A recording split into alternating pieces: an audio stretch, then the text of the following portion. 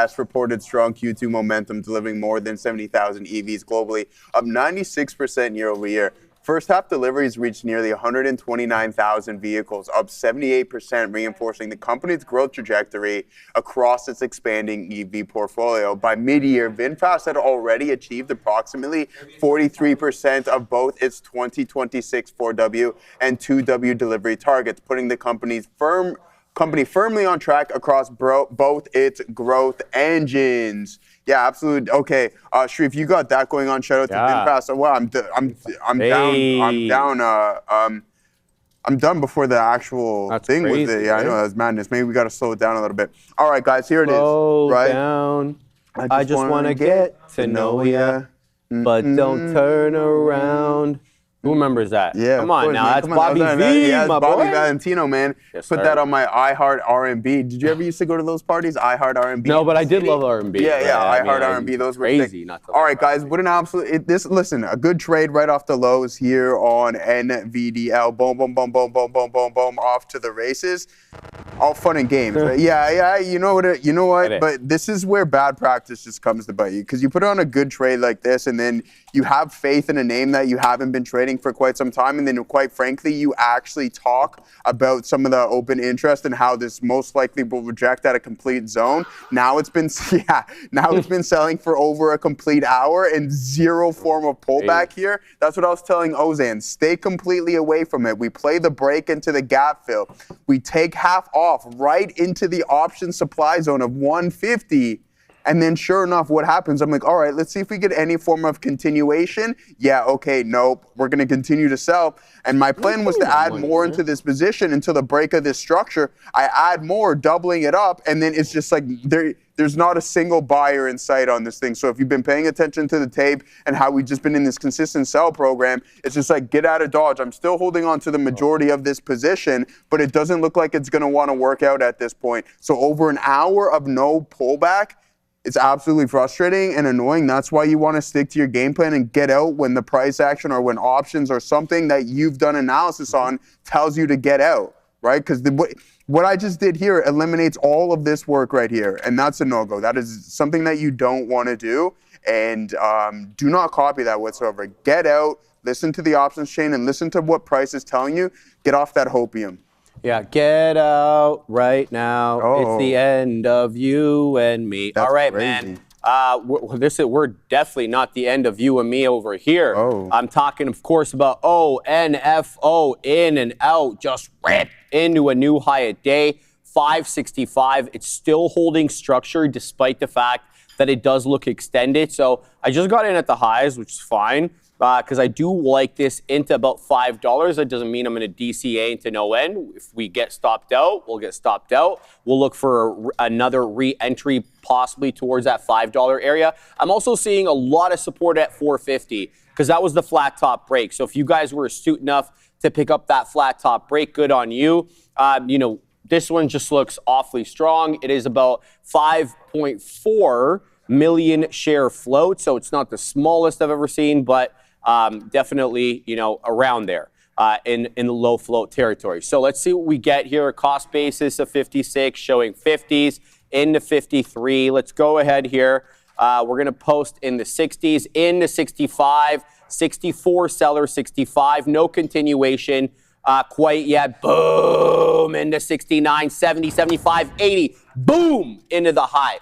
My money, man.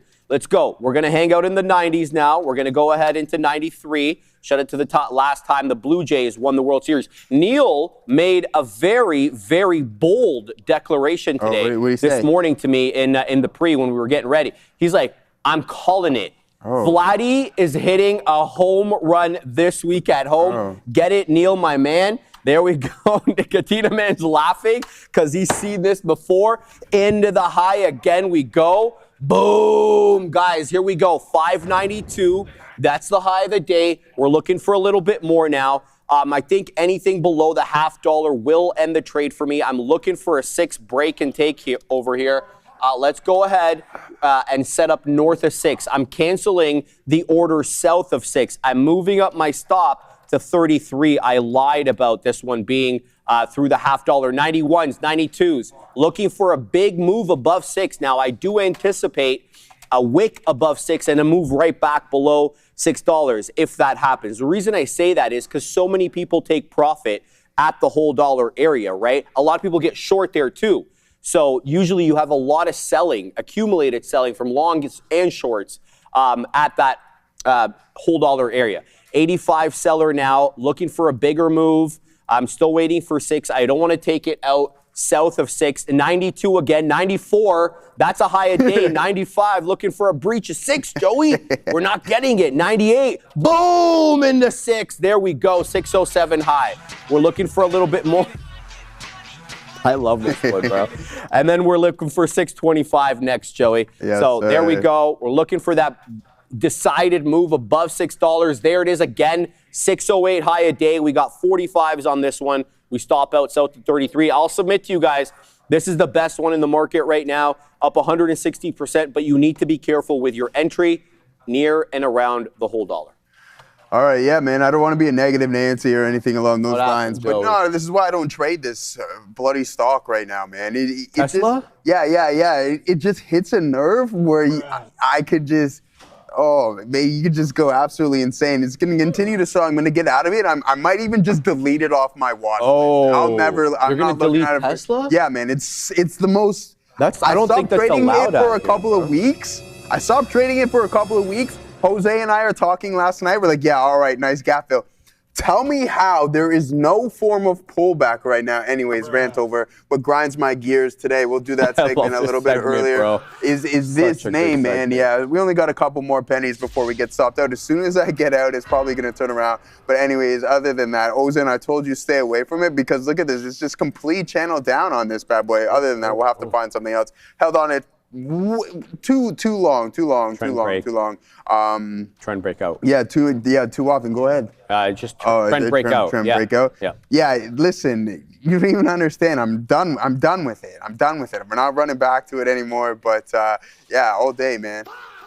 It's crazy. All right. Anyways, aside from that, once it breaks, continuing, the market is pretty bloody, and I mean it has been for the week, right? A lot of sideways price action. Nothing crazy from a directional standpoint. We bought a little bit more NVDA this morning. Yeah. Okay, Manny. Thanks. Go with the flow. Of course. What do you think? I want to go. Yeah, of course, man. That's all we did. Everything's calculated in the shares. Listen, we're gonna get out of this. We're gonna get out of this thing now. It's just gonna bleed, and I'm not gonna wait for it to pull back. Cracks 80. So hold on. Let's look. If it cracks 339, then we'll just get out of Dodge. I'm gonna pull up the options chain here momentarily as soon as we get back from Sharif. Guys, I gotta tell everybody about the membership here, guys. Okay, Assassino. 1 second, because I can't find it. Oh, boy. Here we go. All right, guys. Quick reminder. Trader TV Live members get Sharif's daily morning research note every single trading day that I'm in the house, baby. We're talking about the big market stories. How about the key levels, technical levels, of course, the trade plans, the catalysts, and what we're actually looking for and watching into the open.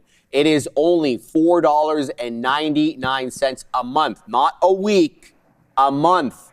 And you also get members-only videos, you get posts, you get custom emojis, and loyalty badges. If you're interested in that sort of thing, please hit the join button below said video to sign up today. And thank you very much for everybody who's joined. And thank you, Casey526, for always gifting so many memberships to everybody, as well as everybody else who gifts memberships. I don't mean to leave you guys out. Thank you guys again for everybody else. All right, here's what I'm watching. I'm watching ONFO. I was told by somebody in the chat to check CYCU. I just saw Bovin talk about LFS, so I have to look at that as well. CYCU, yeah, I'm not touching this, brother, and I hate to sound like, a Debbie Downer, but I was negative Nancy earlier. Negative Nancy, yeah. Shout out to Nancy Reagan. I don't know why I said that, but whatever. LFS, look, this is one of the ones that you got to get out when they break trend, man. This isn't Tesla. This is not SpaceX. This isn't some company, that's really got fundamentals. This is a technical breakout trade. We're riding momentum here. And when the momentum breaks, at least in the direction that you're taking it, which I'm assuming is to the upside, you got to get the hell out, right? And if that means losing some money, it's better to lose a little than to lose a lot. And when you have price action like this that clearly rejects the dollar, we call this around these parts, and these parts is Toronto. We call it the Christmas tree retracement. Shout out to Randy, who's no longer with us in the studio. He's alive though. No, but seriously, why I say that is because it's kind of V-shaped, right, like a Christmas tree. It's got the colors of Christmas, of course, green and red, and it's as aggressive in the price action. So I hate to sound like that, but sorry, this is not LFS. This is CYCU. So I do mistake there. Let's look at LFS because I saw Bovin calling that out. Oh, I have got LFS on the side over here. Yeah, so I was going to say it's a Bovin special, but I actually had it up. So let's do a little TA here. And Van Garini, thank you very much, Van Garini, for joining Trader TV Live Premium members. I feel it's incumbent upon me to tell you where to get the morning note because it is not easy to find. So you're going to go to the YouTube homepage for Trader TV Live.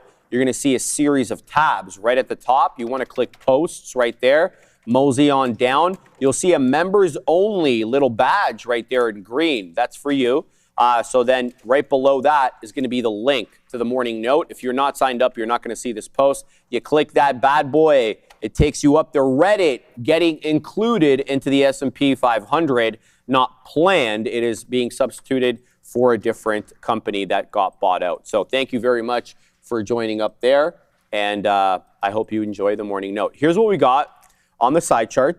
So ONFO, we already talked about that, but that's about to lose trend. So watch out. I like that 450, 475 area Bovin. So I might be buying this one here if it loses 5. We also have MDXH, kind of sideways. Nice breakout there in the aftermarket.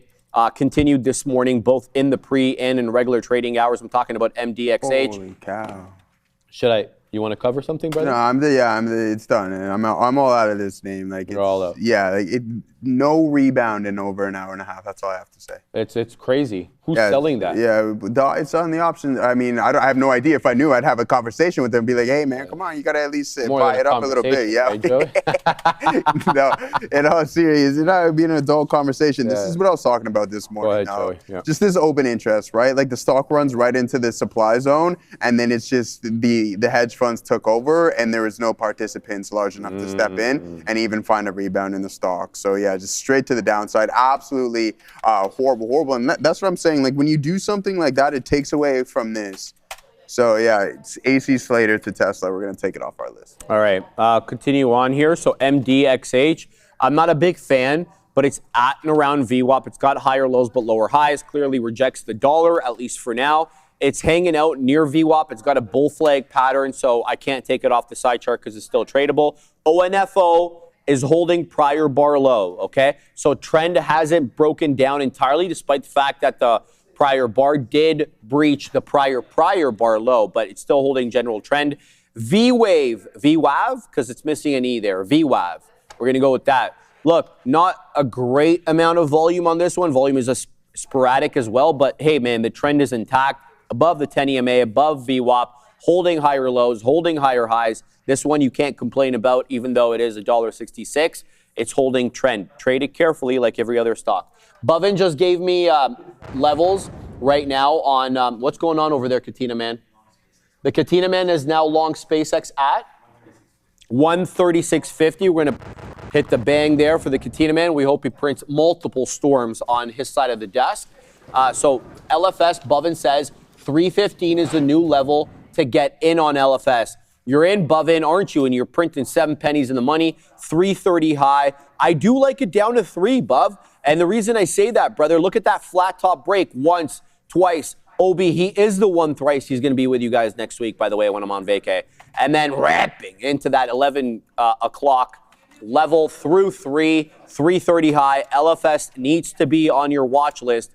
If you are trading small caps today, it's holding structure.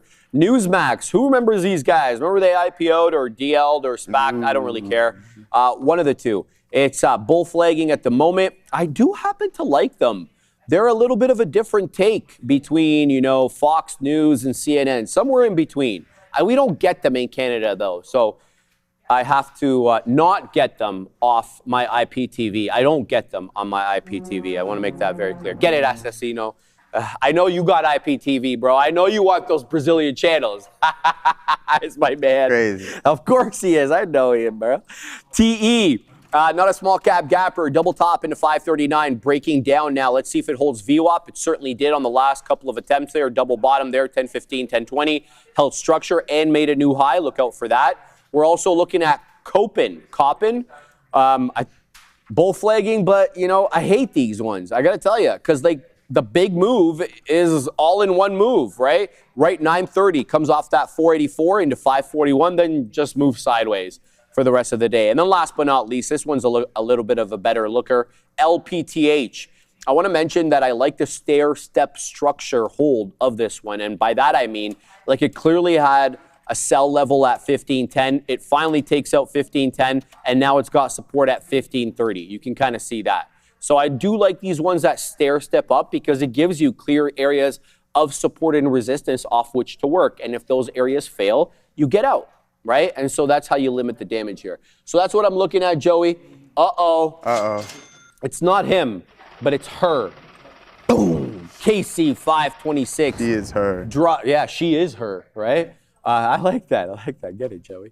Let's look at VBIO for the OG case. Let's bring this one in. We're going to flip from the 5-second chart here, Joey. We're going to put it on the 5-minute, and we're going to go VBIO. Can you guys see that my left eye is swollen? I'm very self-conscious about it today. Bro, you bring it up then. Eye swelling. I'm going to the doctors after this, and it hurts, so I have to take Advil. So maybe some Reactin or something. This thing is Rip City. Rip City. Where'd you find this one, girl? It ripped up from 18.5 to 28 right now. Boom, VBIO. And the volume just picked up plenty. The volume started coming in fast and furious at 11 a.m. and it's only been increasing. Use technical levels on this one. Keep your eye on the 5-second chart. Look for areas of support and resistance. Thank you for this one, Case. Going to put it on the side chart. All right, man. Good stuff. Yeah. Yeah, I know, Pug Life. Listen, that's what I've been saying. That's what I was preaching not too long ago. It's just you have to listen to what it's telling you. It doesn't matter what you think, to be honest with you. It's just like get out. So, you know what I mean? Anyways, aside from that stock, let's go find something else here to trade. If we want to put anything else on, that is, we'll be really precise right now. Yeah, I'm not gonna let it ruin my weekend. That's for sure. No, you're going to pot it. Yeah, exactly. This is something that's that you have no control. All you can do is control is just get out. That's the only thing that really irks me is just I should have just got out of the stock when it told me to. Apple, Gaurav, you're long from the 5-minute or something along those lines. I'm not seeing anything right now. Oh, nice. Okay, I see what you got going on there, my boy. Nice little look. See, that puts a smile on my face. I'm glad that you grabbed that there at least. And this is what I was on here. So this is, like, again, this is such a beauty. And it's just like, get that one and done. From the lows, my bro, we posted up right there, catch it. Boom, off to the races, top ticket, but then we get involved in some other things. AMD is pretty strong today, up 4%, right? Like this is rocking and rolling here today. What does it look like from a bigger picture? This is what I'm talking about, Spile. Are you in the chat? Because I know you were getting involved with some puts on AMD, but it's just like this flag that it's forming right now just doesn't want to break down. And with that being said, it may not, right? Like it's kind of what we have going on with Tesla is just that every pop gets faded. So you can see that within the tape and the price action. And right now, there's just obviously a lot of people getting chopped up or they're accumulating something to maybe potentially take a leg higher or wait for that to break. You'll see when it happens. But right now, I just don't believe we're prepared or we're ready in order for AMD to take that next step, whether it be to the north or the south side, all right? So there's AMD on that bad boy. ARM down a little bit. My guy, Applied Materials, getting hit pretty heavy today. Let's pull this up and see what we got going on. AMAT down 5% off the earnings report. Strong... Strong movement right out of the gate, but you can see in the post market yesterday, not too good of a look. Boom, flush to the downside on Applied Materials. Burry's got the short on that one, so at least that's working for him right now. He also has the Caterpillar short, but we're still down 32% off of the highs. Now let's head over to actual SanDisk, because don't forget, we were down 60% at one point, and now we're starting to find a big time recovery. We talked about waiting for potential pullbacks after this strong day. We gap up, starting to come back in right now, but 1500 might be that level where I don't know if you're looking to get involved, but that might be it. 58% to the sell side, but now we've almost cut that in half. You're down 30% right now off of the all-time highs, and it looks like that whole space in general wants to recover as the market puts in an additional leg lower. I do like what Michael Noss was talking about this morning in regards to the NASDAQ hitting all-time highs. We're not there just yet. We're only about 2.25% from that point, 2.7% to be exact. But what I do see in the SPY, I'm not in love with. But it doesn't matter what I believe or what I'm in love with or dislike. The market consolidates and takes additional legs lower. Brian Shannon and I were actually talking about, he's like, man, we might only see a pullback to about $760. And I'm like, dude, that's 2.25%. He's like, yeah, we would just continuously bounce off of big zones and then take legs higher. That's just what's going on in this bull market right now. It's been a 4-year bull market tree. Yeah, and like sometimes it feels like it just doesn't want to slow down, man. Like we do get these corrections, and then that gets everybody a little bit, anxious, and I completely get that. But dude, he's correct. Like, what is, like, it's a pullback, man. The last pullback was 6%. I'm personally looking for something in the double digits, like give me 10, 12 or something along those lines. Market's like, yeah, no, see you later. 4.5%, 6%, and then that's all you're getting, right? So it's I gotta cover this. Pretty crazy. MDXH limit up. It just limited up in one straight line. It didn't really give you that higher low, higher high kind of pattern. Limit up 105, top showing 104. We're going to be able to see this one during the halt because it is a NASDAQ stock. It's up a very, very highly respectable. I love when President Trump posts on Truth Social, highly respected. I don't know who, but like it always starts that way. Like highly respected this person, highly respected that person. It's like everybody's highly respected that you like President Trump, but it always makes me chuckle there. No, but MDXH wrapping up into the high there, 105. Funny part about this is this 105 high is, I believe, the high of the day. We got to that level at 9:50 a.m. So the fact that we're halted up, we're halted up at 104. We're not halted up at 105. So that's a look. What's going on over there, Katina Man? Wow. Long Apple? Wow. Katina Man is long Apple now as Apple goes positive on the day, but barely. It's Microsoft and Apple are fighting for the number one gapper right now, or not gapper. Mag 7 name. Anyway, I got stopped out of my new trade here on Onfo. It did lose 4.5. I was looking for 4.5 to hold. Now, if it reclaims 4.5 and gets above prior bar high at the 1120 bar, the high of which is 472, I'm going to get back in because this one's awfully volatile for me to say, it's only, it breached the $0.50. It had to have held the $0.50 on a strict basis. I don't think that that's reasonable, given that it's done about 61 million shares on the day. So I'm going to keep my eye out for this one. I'm not liking the look of MDXH's jib here. The tap has moved up by 1 penny. It was at 104. Now it's showing the high of the day of 105. But let's see how this ends up opening up. But as Bovin mentioned, LFS still looks pretty good here. My only beef with it is it's got some topping till candles through that 3.25 into 330, the high.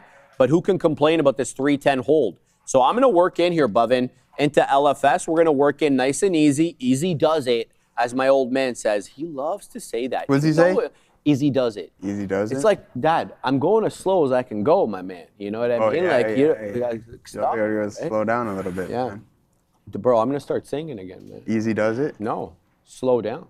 Oh, yeah. Bobby Valentino. I just want to, all right, TQ Short says Scotty, paying bigly. Boom, we'll hit the, hit the stone cold for you for our guy Scott H in the chat.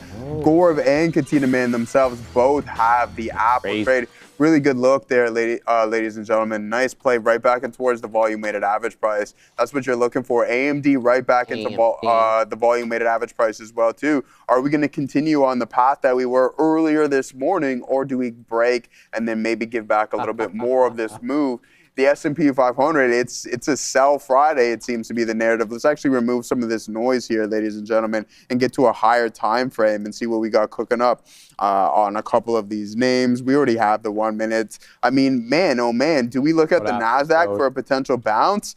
Okay. Maybe, Sharif. Now I got to head back into the detail of things and see what we got. Volume really starting to uptick. Pardon me? He's going to head back. Yeah, we're going to get back into there. I like that. Let's see. For sure. Let's see if we can get a nice little bounce here in the overall market. If it does, want to either way is fine. Also a quote from that movie, but let's rock. Either way. You know that song? I'm good either way. Either way. No, bro, I'm gonna be singing today, bro. You guys are gonna have to get me off the screen. Yeah, I know, man. Jeez. We shut it down. All right, let's go NASDAQ here. Let's see if we get a nice little pop ski like we just did there. Sharif in the T triple Qs. Oh. Let's see. We got 76.10s. We posted up on that bad boy. Let's see if we can get a little bit more out of this sucker. Hiya. Taking one of your lines there, Katina, man. I know you like to say that one. Going hiya. Katina, man, anytime I talk to him about it, he's got to make sure to let me know what he's trading right at that moment, right? Yeah, Katina Man's in DRAM now, guys. There it is. Are you going to post that one, Katina Man? Okay, that's the actual trade right there. Trade, holy, way to defend a level, eh? You were pretty convicted. What was that, 57? I'm been handed the sticky note right now, and I see here the bottom entry, DRAM. 57 long right on the dot. Here today as we get a bump with SanDisk and $500 billion funding initiative with NVIDIA. Thank you very much for that. You didn't read the sticky note this morning, bro? I didn't read the sticky note. I know I'm going to get in trouble for not reading the sticky note, but yeah. I've been telling Katina, man, there has to be a premium sticky note. There's the people's sticky note because he is the people's trader, right? What? So he's got, well, you don't know that? He's been the people's trader since I started watching the show 6 years ago. I thought you were going to say people's champ. Yeah, he's the people's champ. He's been calling himself the people's trader for a hot minute, my guy. Right? So I've been trying to tell them. By the people, for the people. We need a freemium model around here. You know about the freemium model? Yeah, I know about that one. You give one free and one premium. Oh. Right? There you go. All right, we're having a great time. All right, we got some stuff cooking up here. That's what we're talking about, Gore. We take a nice little pop on this bad boy off the lows here in the overall market. We take half off. We're not playing any games around these neck of the woods. Gore, my guy, Gore in the chat. He's in Apple. Bowfast is ripping. TQs is ripping as well, too. We take some off at 76.30s on this bad boy. Let's see if we can get continuation. Our next target's going to be 40s. We were selling pretty aggressively, but if we get a big-time rebound in NVDA, then I think we'll have the opportunity to hit that target that we're looking for. Please don't pull back. Please be good. Please be good to me. Not too deep of a pullback here in the market, but if you ask for it, the chances are it's going to probably do the opposite as we come right back in. Oh man, that's crazy. Today, bro. That's crazy. Nah, I'm chilling, man. It's good stuff. Yeah, yields rising. Boom. Bro. I was gonna say something here. What were you gonna say? We have to watch the GWOT. What's the GWOT? The GWOT, man. The greatest woman of all time. Oh, the GWOT. Clarissa freaking Shields, man. She's fighting on the weekend. I want to see her, bro. I'm a fan of Clarissa. Isn't she dating?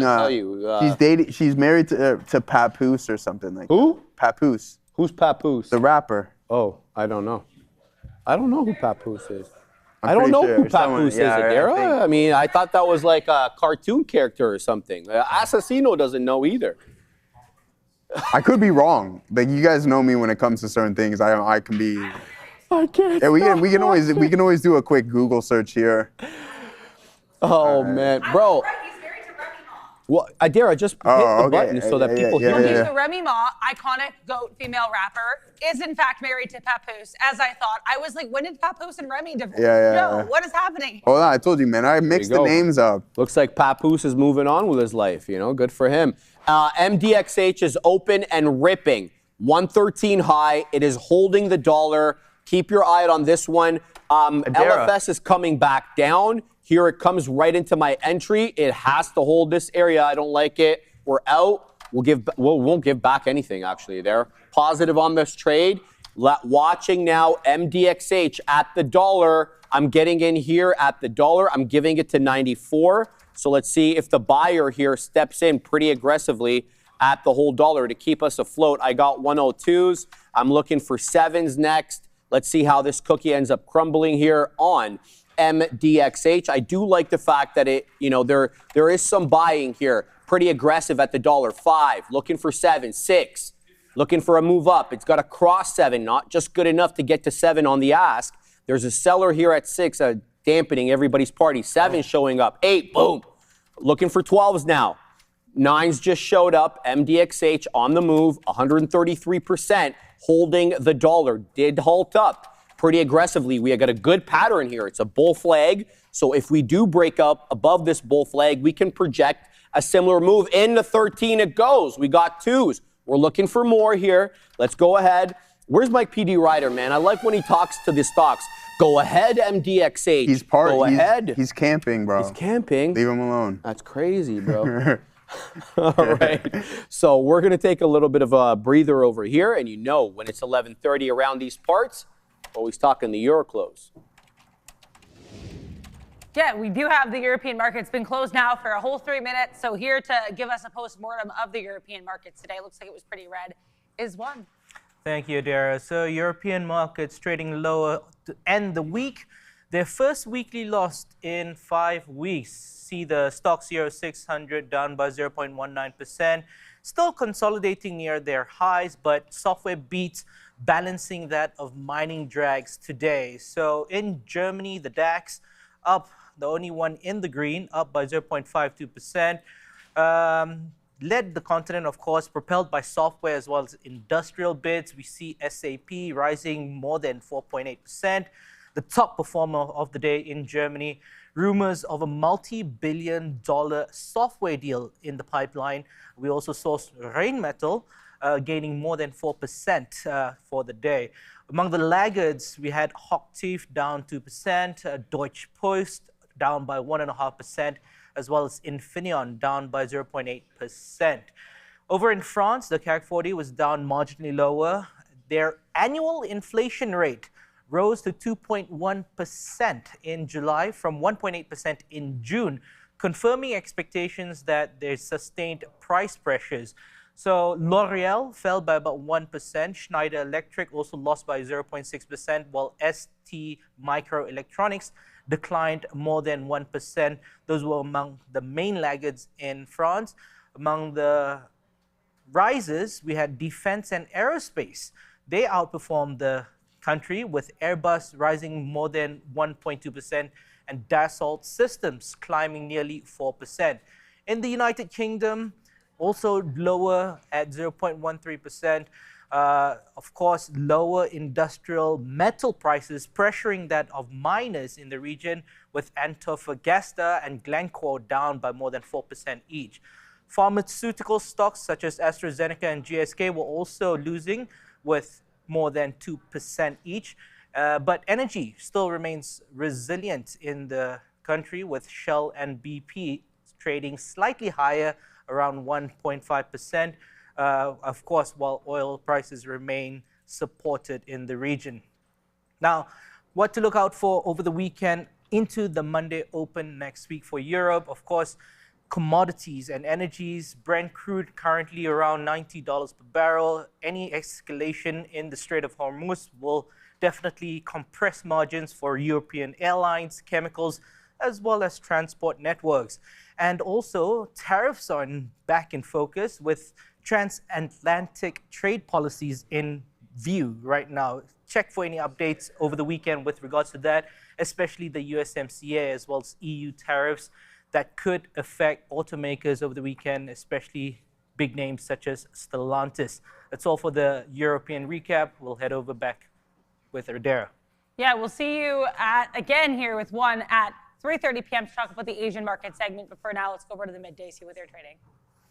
So many stories over the years. Yeah. It's a little bias on my part. Which is fine, but it's just like, man, like yeah, I get it. There's you know what I mean? It's just like, yeah, exactly, man. It's just like. Case, are you still in VBIO? Because it looks pretty good here, Case. I mean, I was not a big fan of that 1120 bar that got to the high and then failed into an area low, but it's reclaimed trend. So I got back in at 25, which was the breach of the 1130 bar high. And so we've wet the beak here. Oh, I haven't hit this one in a while. Into 28 pennies. We're looking for 29 next. Let's see if we can take out the high of the day. The high of the day is 28.79. This current bar does have a lower high than the high of the day, so I'm involved in this one. I also got stopped out, sadly, of LFS. I gave it a pretty tight stop. It had to hold this area support. It lost it, so I got the hell out of there. And I'm not liking the look of MDXH, which is now halted down into 89. Oh no, this has to hold here. Even though this looks pretty ugly into that 113 area, it's still right around the volume weighted average price. So I'm inclined to keep MDXH on the side chart. I'm not going to take it off quite yet because it's still holding trend. Who's that? The People's Trader, bro. I told you. Oh, like Katina that. Man. Yeah, man. This was his moniker before. Is that who he was? You haven't called yourself that in a long time, and I don't know why, because that was your thing. Because when I started watching the show, that was like Is that bro, that was what everybody calling it that. Yeah, like everybody. No, I know, but that picture, is that new, or is that what you guys that were was using? that was literally it back in the day, man. That was him, eh? Shout out to my man, Wow, Katina Man. Is that The Rock though? Is that the actual Rock on there or no? Because what do you mean? That's Katina. Well, yes, I realized it's that. Katina, I'm talking man. about the body. Bro, what are you talking about, man? The whole figure. Oh man, it's Katina, man. But yeah,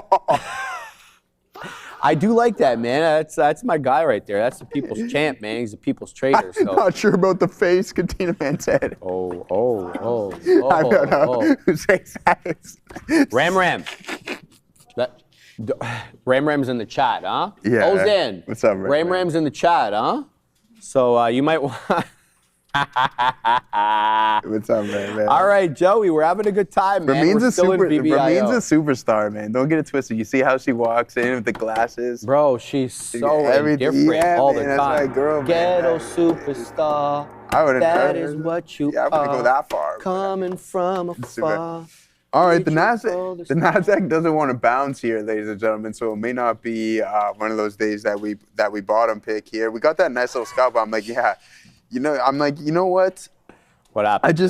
We get out here, and if it cracks through the lows, then we just get out of Dodge once again because it's clearly a sell program. And as I look across the board, I mean, a lot of the names are starting to come back in. You do have AMD south of the volume weighted average price. Google down another 1/3% here this morning. Apple's one of the stronger names. So, I mean, are we starting to see that rotation into that rotation out of some of these tech names back into Apple? And there goes the overall market, right? So there it goes. Whatever we had on that trade there, I'm just gonna stick to stop because we got to learn from our previous lessons. So a scalp there, and then we had a little bit less on this trade, but again, when you get all out and then you only take half off up here, it just continues to bleed. So nice pick up there on Apple Core. I'm happy for you guys. Alphabet is selling. How are the memory names performing today? SanDisk is the only one. It's up 5% at this point, which can be dangerous in my opinion because it has the most to give back. But what we do here at Western Digital's up 0.6. We have Seagate that's up 3%, but DRAM actually turning negative. Okay, that's interesting. DRAM turning negative, and there might be a play here. Uh-oh. Gaurav, there it is, some volume increase. Let's see if this holds up. Maybe we get involved in some DRAM and see what we got going over there. After we get back from Sharif, what we will do is take a look at the Kospi. Oh, we're going to me? Oh, sick. All right, I'm still in VBIO. Are you not ready? Yeah, You go. You want to go over the Kospi? Hold on, what happened? What'd you say, Assassino? Oh, I was like, I'm like, there's something going on. Come on, man. It's been fast, bro. Been fast. Guys, they continue to grow sales. No. Oh. All right. I got back into VFS over here. LFS, pardon me, not Oh. It is every bit of Friday right now. Man. Yo, Ram's challenging pull me. up, bro. She's That's challenging crazy. me because I told her I'll fight her. She dropped and she's like, I'm ready, pull up. She dropped the location. Yeah, I know, right? Like 3 meters in front of me. Crazy. Get it, Ram. No, we're playing, man. All right, so I got back into LFS. Bhavin astutely pointing out that this was a flash drop below 3. Structure still holding generally, despite that flash wick into 310. So I'm looking for that to hold. If it doesn't hold 3, I'm out. It's not really that simple. I'm still holding VBIO. It's got higher lows and higher highs, so there's really no reason for me to get out at this point unless it fails prior bar low, which is basically where VWAP is at. 24 pennies. Bovin talking about BYND. Neil brought that to my attention, so I kind of knew. And Katina, man, they broke. Oh, BYND is wrapping into that $14 area. It's a reverse split. Don't think that they actually had a big move up or anything like that. Nobody's buying this thing. We're just day trading it on the day. So BYND already on the side chart over here. We're going to get to that momentarily if it does break out. But I just want to manage these trades for a moment and then see if we're able to execute some better entries and exits. So let's put BYND just right over here so that we're ready for it if it does come down into that 14 area. I'd like to pick it up there. By the way, MDXH unhalted, holding 90, making a beeline right back into 1, despite the fact that we've been above 1 on the day, into 113. I believe that is the high of the day. We have to look at 1 again as resistance because we did halt down into 90. So keep your eye on that. Bovin says, I want BYND at $40 so I can get out in long run. No way you're holding this from pre-split. Bovin, you can't be. Bovin, have you tasted their food? You know, that's all I got to say about that, right? Salty as hell and not really that healthy for you. So remember that whole, vegan craze obviously benefited them substantially, but, I guess that was like temporary when people found out that I guess it wasn't good. Well, that's what fads tend to be temporary. Fads, yeah. I think that's what the definition is. There's always comes and goes. Food is, I don't know. It depends what you're eating. Yeah, Anyways, well, all right. I agree with her. I love how you. Whoa, okay. I thought you were gonna read something else, but anyways, I'm not gonna read the rest of it because I have no idea what you're on about. It's Good Vibes Friday. Yeah, what you on about? What you on about? What you on about? There's this trainer at the gym that I go to down the road. He's from Manchester. And he's always I always talk to him, but we didn't even know each other's names. like the gym bros. Yeah, you have no idea what their actual name is. No, you just and say then what up. today I had to introduce myself. So he's like, he has an English accent. So I'm like, where are you from? So I want to know. So he's like, I'm from Manchester. First thing I asked him, what did I ask him? What are you on about? No, soccer. Oh, right? I'm like, are you City or United? Right? He's from England, brother. So I'm like, City or United? I thought that's what you were getting at. Yeah, but all right. He ended up being a City fan, by the way. So I do apologize for that. Guys are no longer, Sia likes United, right? So a little bit of competition between the two. My baby takes the morning. There really is, but there shouldn't be. Honestly, I think there shouldn't be. There shouldn't be what? But there's no need for the clashing. Rivalry? Between City and United. Yeah, there has to be. They're the same city, so they're competing for the same fans. I understand. Right? I understand, but I understand you want to prove which team is better for sure, but it's pointless. That's all right. It's all good fun, right? All right, guys, we're having a good time over here. Boom, VBIO back into 28 territory. We're waiting for 29s. Still holding on this one, liking it, looking for more. 28 showing up, 28 and a fifth. Looking for a move into 29. It is 28.79 high a day. We're awfully close to that. Here's a new high a day that prints, and there is 29 options, man. We're looking for a little bit more now. We're going to look for 31s. So let's go ahead and post here at said 31 area. And Bovin, LFS, right back into the highest two. Call out by you, my man. Thank you for pointing that one out. And where's BYND? BYND into 14, dropping a little bit here, though. Joey, come back into 3 3/4. All right. Ozan, I told you stayed away. Sit and spin also. Big love to you, sit and spin. Get it, sit and spin. But no, Ozan, I told you, man. I was just reading the tape in the price action, and there was no bounces whatsoever. The tape was very, very clear on the program that was going on there. Adam James abroad. He's a City fan. MCFC. Okay. City. The official song of Manchester United football team, at least in Eurotrip. Yeah, man, that's the whole point of that one there. What's bro's name again? Because I was asking Shriefer about him. I forgot his name, but now I forgot his name as well too. Just a grimy footballer, man. Yeah, grinding. But yeah, all right, we're gonna post up one more time here. We have 1 win, 1 loss here on the NASDAQ. Things started to turn around. When I seen price turn around, we should have got in around 76 is flat. Now we just need to wait for a pullback to see if some, excuse me, some of the other names are gonna do so. Now, CrowdStrike was hitting all-time highs, I feel like, for a week straight. Had a couple of strong days and a really good positive week here in the cybersecurity space. So there it is. We're still hovering around these highs. in a space where it was like down 40%, and we're just completely writing it off. Shout out to Mythos. But there it is, boom, off to the races it goes. And I mean, you're up substantially. Now we're posted up once again here on the NASDAQ looking for an additional bounce. It could be a free fall Friday, ladies and gentlemen, and we just continuously bleed. But at some point, maybe around 2 o'clock, 2:30, we see a bounce back in towards the volume weighted average price. Time to go in TSL. No, I'm not trading that thing right now. I love you. You were right, I was wrong, but my call's for 9:21, so I have time. That's good, yeah. No, trust me, I was reading and I was hyper-focused on what was going on in the time sales, and it just wasn't displaying. No one was stepping in, and with that being said, it was just extremely weak price action, and the glass half full or empty, I forget which variation it is. It was like, hey man, look at the pullback on Tesla, and I looked, and it wasn't deep whatsoever. So with that being said, I was just like, I'm not even paying any attention to this name here. Crazy. That's all right, bro. That's all right. Appreciate that. No way. Joey, we're still holding here some on VBIO. It did pop up into new high a day. It didn't break structure, but it doesn't have like the kind of legs I think that we could see if it was above $1. So, you know, I trade these sub $1 names. They're not my favorite, right? But boom, Bovin. I told y'all this one wanted the $0.50. Get it, Bovin. LFS ripping into a new high day, 350. We got 320s on this monster. Second trade in. We're looking for more. Where's my man? LFS needs to change your name to LFGO. Money.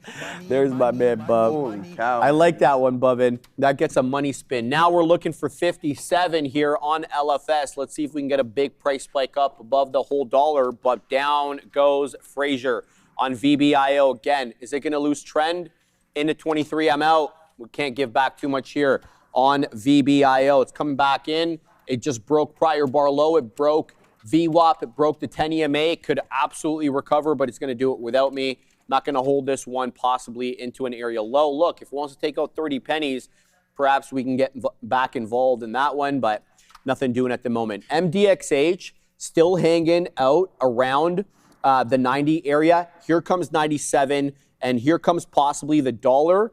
MDXH not giving up. I would say it's still in play. It's not great, because it failed the dollar on a couple of times here. There's a big seller above the dollar, but it's still putting in general area higher lows, I would say.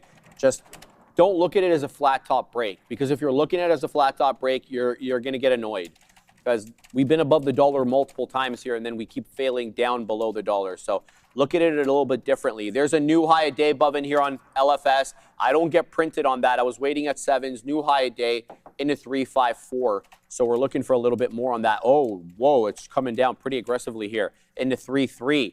Watching 30 buyer right into 38. Big buyer there. Let's see if it can hold 330.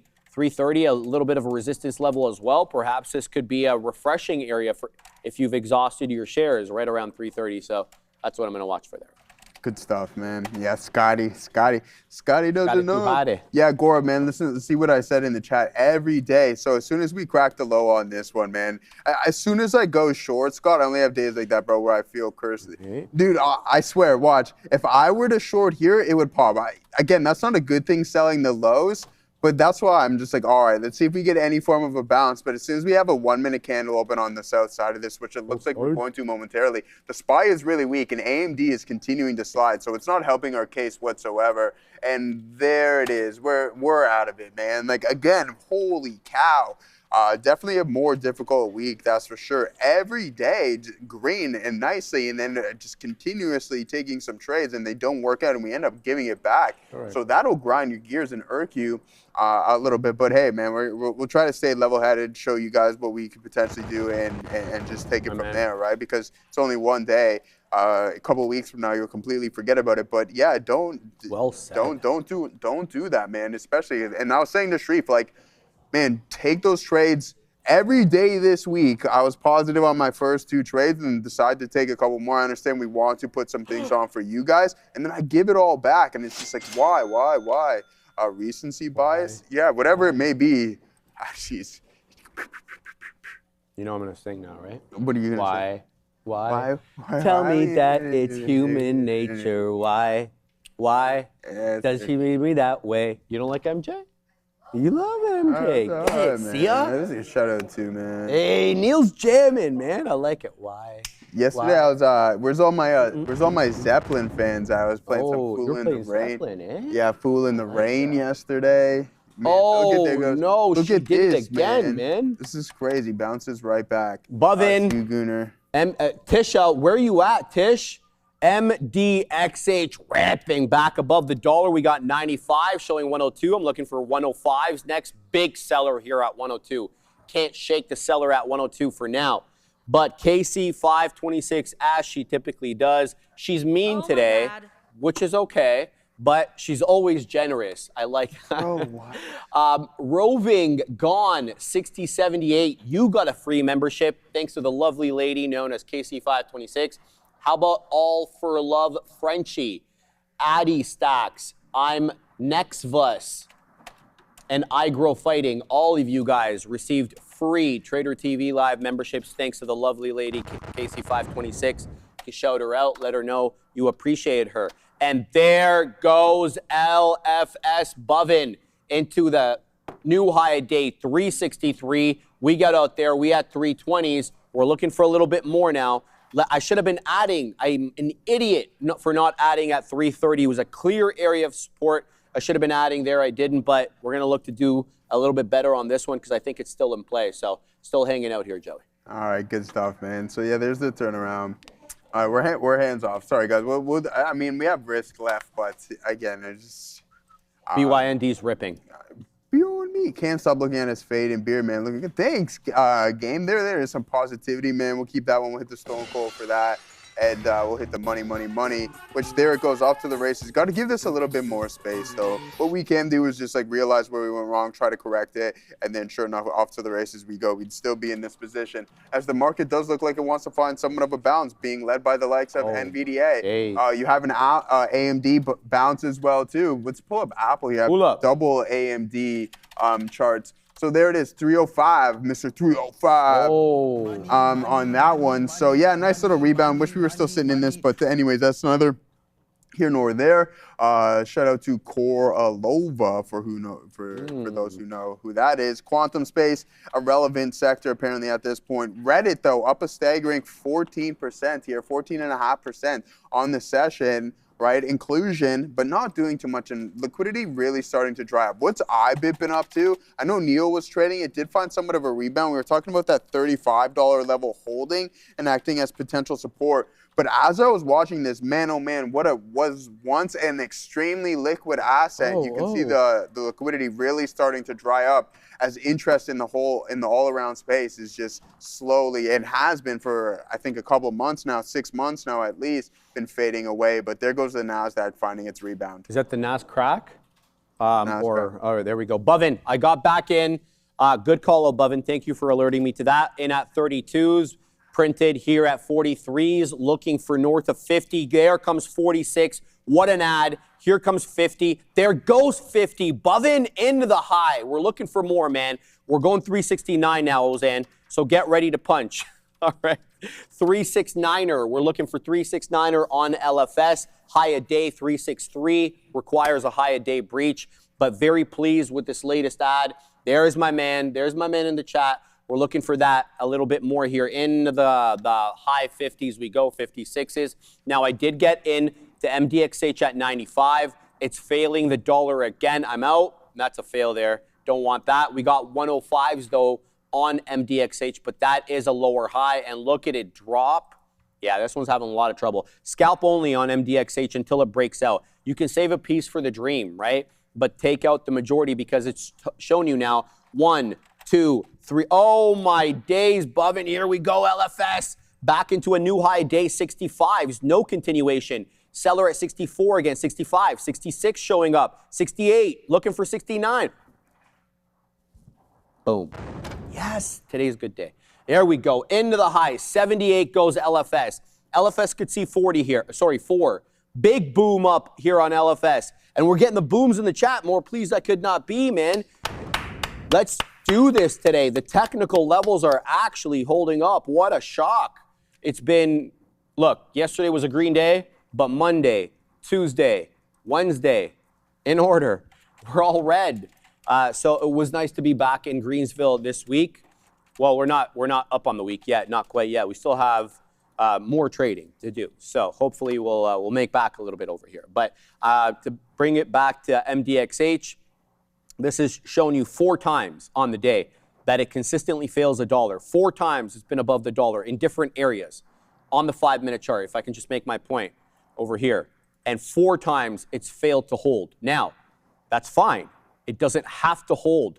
What it has to do, though, here it is right back above the dollar, is continue to put in higher lows. And for the most part, not on every single attempt, it's putting in higher highs. So we do have a bit of an upward channel. It's easy to become myopic and to think, this is just a bull flag and to trade it like a bull flag. And by that, I mean you're looking for the breakout because you're looking for continuation of bull flag number 2. Trade it as a range, right? With, the fact that it could be a bull flag in the back of your mind. So that's what I'm looking for there. Okay, I'm tired. That's what I'm looking for on MDXH. We'll see if we can kind of set up on that again if the opportunity does come in. Lesson of the day, 69 cents. Trader, what do you give it when you get, I want to be a guest for a lesson of the day so I can elaborate more. Who said that? Man, Jose. Of course. Dip buy could be at 350s now on LFS as above, and I do agree with that. But I am,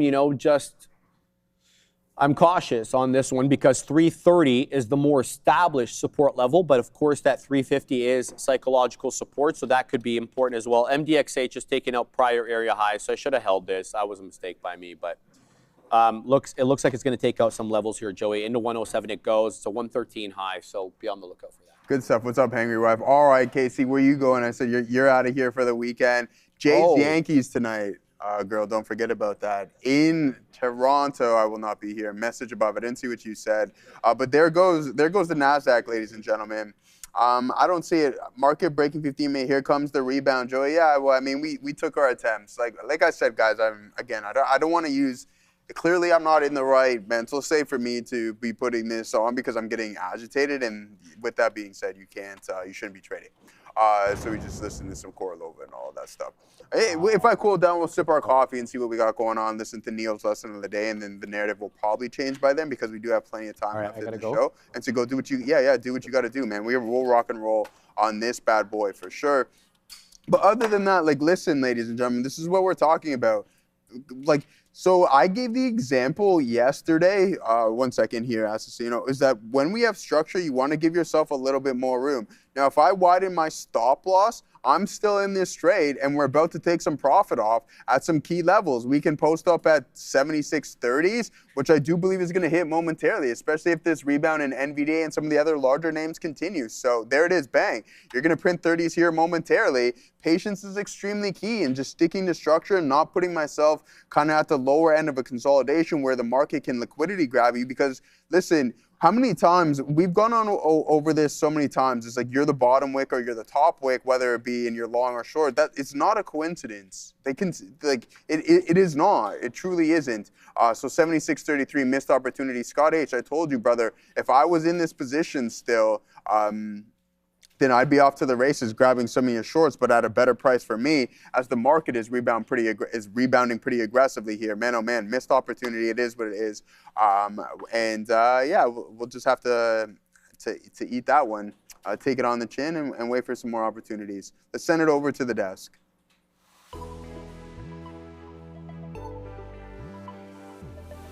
Good afternoon. Let's take a look at the markets before we start talking about what is happening now. The SPY is currently down 0.18% on the day. The triple Q sliding down as well, down 0.33% on the day, whereas the Dow also joining the pack, down 0.26% on the day. 2 tickers I want to talk to you about. Now, yesterday, we do know that Workday had a bit of a, not a bit, definitely a spike up, nearly 18% jump as of yesterday, coming after Reuters had reported the fact that private equity firm Silver Lake is in talks to buy Workday, buy the company. But currently, earlier in the day, shares were down around 5%, and it has recovered a little bit, but it's still down 3% almost on the day. Let's take a look also at PSX. Nothing too crazy and not an insane news story, but something I just thought I'd mention because there was a pretty big volume spike when this did come out in PSX. So earlier this year, if you know, PSX and Marathon Petroleum had held merger talks. Deals would have created roughly $180 billion worth of oil and gas giants. But these discussions have ultimately fizzled out and are likely to be revived anytime soon. So with that, you have PSX that is currently still up 0.5% on the day. Nothing too crazy going on. You can see it's flat. But before we go to the guys, let's go to Neil for the lesson of the day. Thank you there, Sia. One of the things we have a lot of personalities and great people on the show. One of the things I love about Joe's actually very disciplined of a trader.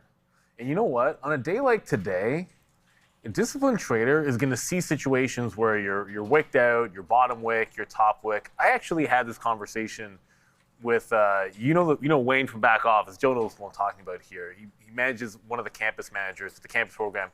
And one of the things we actually said was, if you ever find yourself in a situation where you get wicked out at the top or wicked out at the bottom or whatever it might be, understand that there's something fundamentally very good in that process. Because part of trading is about understanding that you've got to look at the right thing at the right time at the right price. And then execution. Like there's like 3 or 4 factors in there. I call it 4. You could make an argument it's 3. And then the execution being, of course, the most important one. But if you have all of the other ones, and it's like, oh, that was just my out. That's something very adjustable. You were trying to take the trade at the right time. And that's really all you can ever do. Like I look at myself on SpaceX, and SpaceX, I came in looking to want to short the stock and completely missed the chance at 145. So I went into mean reversion mode. And I thankfully didn't take this shot at it, but every single time there's a parabolic move down, I'm looking for a reversion. And then when it did this little bottoming tail candle here in the 3-minute, bit of head and shoulders, I kind of take this. And then it did another, there's like a bottom tail, kind of a rounded bottom, tried it there and didn't grab it. But you know what? The way I see it, you've got to be able to stick to your plan. Like I know if I'm trading mean reversions, sometimes I'm going to get out at the exact moment that it turns. But you have to just stick with the overall strategy. I know what it is that I'm trying to accomplish. So when a bottoming tail candle comes on Tesla, I don't know what the heck was going on with Tesla. Y'all tell me. 350 to whatever. This was probably the best mean reversion trade, and it was not the long. It was, look at this trend break short. How am I not even looking at Tesla back through $350? Anyways, doesn't matter. You get the bottoming tail candle, and you just take your shot at it, because ultimately that's what you're waiting for, is to just stick to your plan of action. Oftentimes we'll get wrapped up and we having a good day or a bad day, but blah, blah, blah. The market doesn't care, and the market never will. Take positive expectancy trades because you're trading at the area that your strategy tells you to, or your execution plan tells you to, and go from there. Because if you do have discipline, and one of the things I know I hear Joe say a lot is, oh, we're just one good trade away. If you are disciplined, then you should be. Because SpaceX is three shots that don't work for me.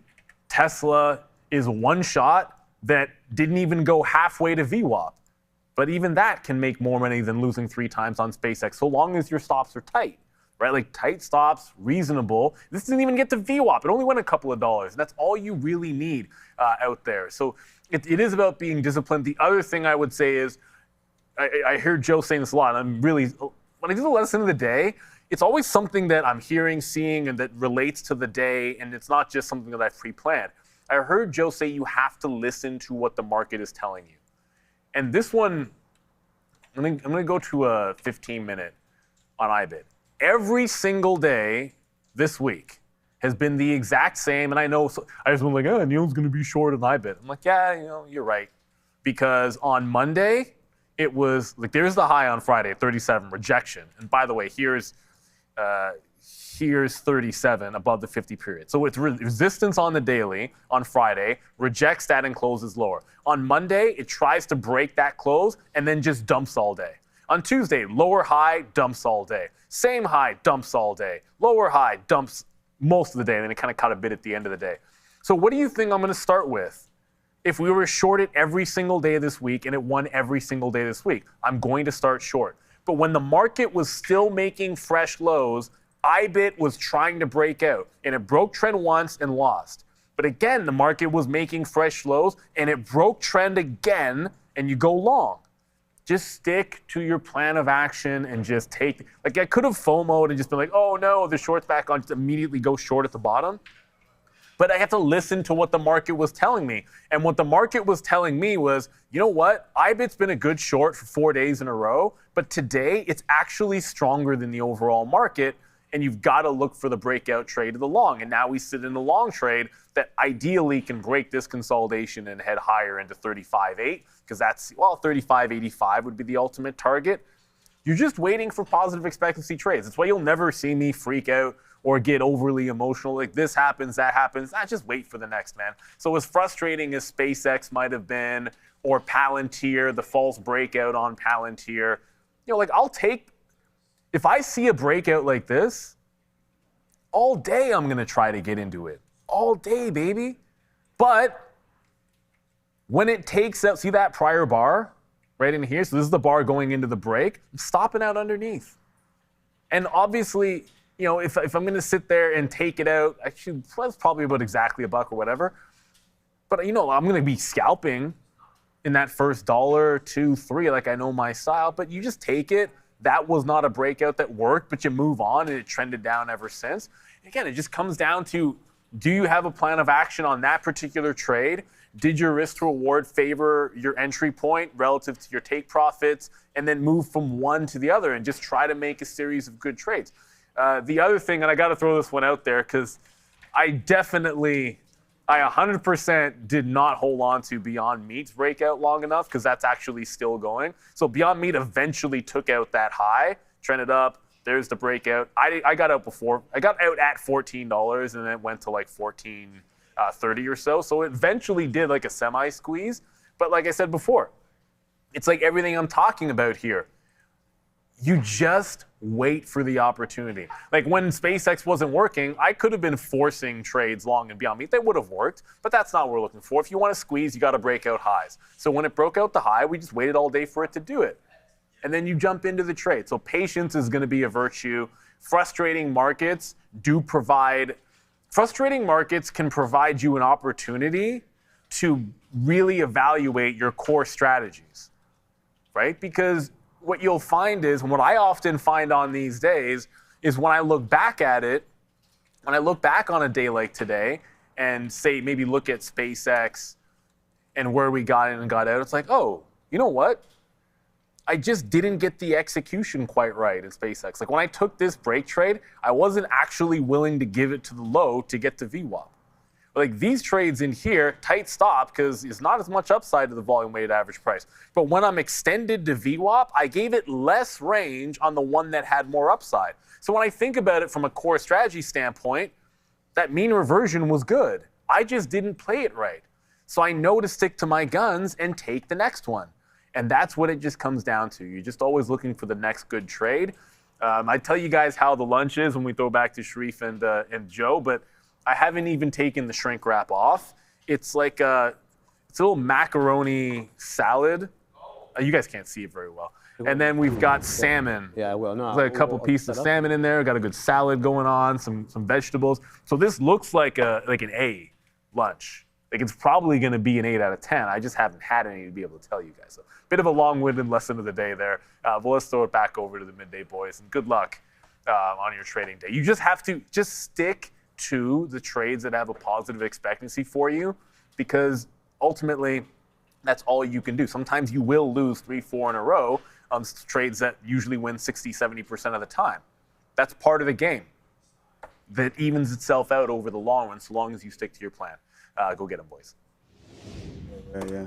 Hello. Thank you very much for that, Neil. Great lesson of the day, as it always is. I got to tell you guys something, though. VinFast reported strong Q2 momentum, and they delivered more than 70,000 EVs globally. That is up a light, and not so big of a deal, 96% year over year. And first half deliveries, they reached 129,000 vehicles, up 78%, and that reinforces the company's very aggressive growth trajectory across its expanding EV portfolio. And by mid-year, they'd already achieved approximately 43% of both its 2026 4W and 2W delivery targets, and that puts the company firmly on track across both their very aggressive growth engine. Shout out to the good folks at VinFast Assassino. We just got into $4 here on LFS. We got 83s. I made a mistake here, Bovin. I should have been adding into the 80s. It gave me another opportunity. I think it came into 85. I didn't add. Here it comes again, possibly into 85. Looking for an add here. Let's see what we get. 87s, 88s. I just want to see where the buyers are stepping in. Right back up into 91. Definitely want to add here. I got a feeling LFS could be at $5 sooner rather than later. Now, whether it makes it straight up in a beeline or it comes back in, 380, 360, where there are areas of support and resistance, we'll have to wait and see. Hard to tell from the current price action here, but there is a pretty staunch defense of that $4 area resistance level by the shorts or the profit takers, right? So we're going to have to continue to watch here. I don't think it's going to be as simple as that. If it is, fantastic, but I'd like another couple of opportunities to add. Now, having told you about that, BYND is now down below $4, so be on the lookout there. Bovin says the 75 to 85 is a buy level. I do agree with that. I just don't think it's even losing 80, though, Bovin. That's the thing. It comes down into 80, and here's 4 again, 404, 405, 409 high a day, baby. We need that 409 break to see, trend continuation, because the bar, this current 5-minute bar still has a lower high relative to the prior bar, which is, of course, the high of the day. So you can see the staunch defense that the shorts are putting up here at $4. Not surprised by that at all. Let's see how this cookie crumbles, Joseph. Good stuff. Yeah, I wanted to touch back. I know we had Neil's lesson of the day, so we won't go over it too many times, but you got to understand there's a reason why this kid, that's crazy. Neil's baseball team is pretty much undefeated. He's the best coach out there, man. Yeah, again, you make a mistake, he's just like, all right, just get right back up on that horse and continue to do what you do, man. So, Get it, Bovin. Big love there from Mr. Roberts himself. There goes the overall market. Let's see what else we got. You guys have that LFS rocking and rolling, Pan W. A lot of red across the board here, Sharif. So it's a little bit more of a difficult trade. TSM actually down 1%, and Cisco down as well too here today, guys. Google. Google's actually down about 4/10, and then here we have Apple as well, starting to turn the tide. So something that we thought was really strong, rejecting the volume-weighted average price. So you can see those VWAP sellers really stepping in and pushing price lower. I think that's the narrative. Market go up, Apple go down at this point, Sharif. So a little bit tougher of a play. There's Palantir, goes on these big-time moves, still hovering around these highs. That's really important to note, right? Like, we haven't completely broke down. There was a deeper pullback in Amazon. Amazon actually experienced a pretty deep pullback off of those highs, 10%. So you're going to probably enter this gap, if you ask me, probably about 50% of it or so, 50, 40, whatever it may be, and then you find a rebound around $250. That's a marker I'm going to be keeping my eyes on. Is that, with that being said, let's actually pull up our options chain here via AMZN to see if there's any support systems or supply zones south of where we're currently trading at, which would be around 263, 250 is where I'd want to find something. So we'll head over to next week's expiration cycle and see if there's anything displaying. Why is it doing that? All right. Okay, here we go. Bang. All right, so bang. Okay, 250. So yeah, I wouldn't be surprised if we see this bounce off of it. So that's if you're looking to grab some of that, there's your level right there, $250. Maybe anything slightly north of that. There goes the NASDAQ once again. A nice recovery here on NVDA. Guys, let me know in the chat. What do you think hits an all-time high first? I remember the over and unders. I remember what people said over under on the 12.5. Now, who hits the all-time high first, NVDA or the NASDAQ? NASDAQ 2.5% off the highs. NVDA 4.25. 4.25 over there. Let's send it over the desk. The IWM currently up 0.29% on the day. Let's take a look at two individual tickers that I have picked out for you today. So first of all, Eton Pharmaceuticals, ETON, up almost 40% on the day. They reported earnings after the market closed yesterday. Total net revenue at $37.6 million, which is up 99% from $18.9 million in the second quarter last year. gross profit at $25.4 million, adjusted gross profit at $27.4 million, with an adjusted margin of 73% for the quarter, operating income at $12.8 million, GAAP net income at $11.6 million, and EBITDA at $14.1 million, adjusted EBITDA at $16.2 million. However, EPS at 35 cents, as well as non-GAAP diluted EPS at 43 cents. Let's take a look at ZNTL as well here. That is Zentalis Pharmaceuticals. They're down 14.5% on the day. They announced the pricing of an underwritten public offering of 23 million shares of its common stock at a public offering price of $3.50 per share. Total gross proceeds to the company from this offering are expected to be approximately around the range of $80.5 million before obviously the deduction of underwriting discounts and commissions, as well as offering expenses that are payable by the company. So you have two tickers, ZNTL that's down almost 14.5% on the day, and ETON, ETON, that's up almost 40% on the day. I thought you said Piton there for a second. I was like, Piton? No way. All right, guys, LFS breaking down, stopped out of this one. I tried to get back in quickly at the 60s, got back out on the break of 55. It looks like it's on a bit of a downtrend here, a fail of 4 into 413 high, but bleeding its own blood. Down goes LFS. Right now, it's below the $0.5. That 330 to 340 area could be an area of import. The reason I say that is look at that long period of consolidation right around that area. So that's what I want to keep my eye on. V-wave, everybody's saying, but I just saw it topping tail TT mass. That's a thing into 178. So it did break out, right? New high a day, but it doesn't really have kind of like the juice like LFS does. It's a bit of a slower mover, which is fine. I mean, money's money, right? Profit's profit. But it just might be a bit of a tougher trade. I'd rather focus on LFS just to see exactly what this one does as it holds structure, right? To me, structure holds if it holds at 330. It hasn't quite made it down there yet. Current bar low, 345. So we'll see how that ends up doing. So keep an eye out on that. And yeah, that's basically all I have at the moment. Let me just check some stuff moving here. Case calling out GIPR on the move. Okay, what do we got here, Case? 97 pennies. Oh, I just screwed up there, my bad. GIPR. There it is. Oh, baby. Volume just coming in recently. Watch out, though, here. This is a new trade, so we have to allow it to develop to be able to see whether or not the volume is going to stick in. So keep your eye on that, but a 97 penny high, it looks pretty good, at least initially. So good call out there from everybody. And what is BYND doing? How come it's not updating my chart on BYND? I'm going to take off ONFO. I just want to see if BYND is at a key level here that I can get in at, because my chart up there is not very good. Yeah, it's on a bit of a downtrend. 1420 essentially rejecting now at 3 3/4. It's hanging out at 13, and 3/4, but it's not doing much. I'd like to see if it can get right above this prior area high into like 1380s and resume trend, because kind of consolidative right now, to be quite honest with you. So I don't know how to feel about that one.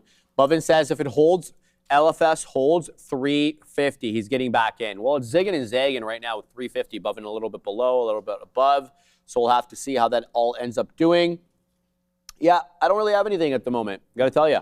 Oh, my days. It looks like GIPR is still going here. So we're going to have to put that on a trading screen. What are we going to take off? Oh, we have BYND on 2 trading screens. That's not going to work out. Put this one over here. Well, all right. 105 limit up on GIPR. We're showing 96s. Let me flip to the 5-second chart here. Where is the support coming in? Generally, some support. I want to say around 90 to 88. Hard to read, though, because it's just still so new in terms of price action. It's $1 high on the dot. On GIPR, it's up 35%. Volume is starting to pick up, almost 2 million shares right now. As it comes back into 89, that's the volume weighted average price. Does it hold it there? Right back into 94, though, it goes. So pretty volatile here is the price action on GIPR. Trade this one carefully, I would say. If it does get above the dollar and stays above the dollar, I think it's an entirely different trade. But right now, we're still zigging and zagging with 90 pennies. Good stuff, good stuff. You can have my salmon, by the way, Sharif. Oh, yeah? What happened? No, it's been upset. No, I love salmon, but for some reason, no, it's not for some reason. I just went on this crazy bender of eating maple bacon salmon for a very long time, and then now for some reason it's just upsetting my stomach. So you way. Yeah, you can have it. It's not that I don't want it. It looks very good. It does, huh? Yeah. Okay. All right, guys. So yeah, there it is. The market continuing to move a little bit higher. Apple starting to come back in. Nice recovery on AMD through the volume-weighted average price. We're still sell side here on NVDA. Let's see if we're going to get a nice little breakthrough there, ladies and gentlemen, and maybe some form of continuation. Why not stick to the guns that have been working for us? We'll go really small on this bad boy. See if we can get a trade. There goes the NASDAQ. Oh, what an entry on that one. 43s now on that one. We're finding that that rebound. What has Tesla been up to? Yeah, even so, that wouldn't have done me any I don't think any good here. And I'm not just gonna sit in this. Finally, it pulled back, but then the buying pressure is still so weak. Yeah, I mean, it wouldn't do anything. Listen, this is so, think about this. We talked about it bright and early this morning. We play the break. I'm like, okay, we're gonna enter this gap, and then sure enough, what we have here is I'm reading it and I don't take all of it out. I'm looking for a continuation in the leg, and then eventually it didn't work out. I don't know what that means, but yeah, I mean, here it is on Tesla. Boom, off there, half off. Add at VWAP doesn't work out. This was a planned ad as well too, because I didn't get into my full position. But what we have to do is we have to get out at the break of this 875, not piece it out on the way down for the end. Don't feel bad when I saw curling at 5 to 10. It's all good, man. Hey, listen, don't feel bad. I told you in this game, you don't make money, you take it, and unfortunately, from somebody else or the market makers, whoever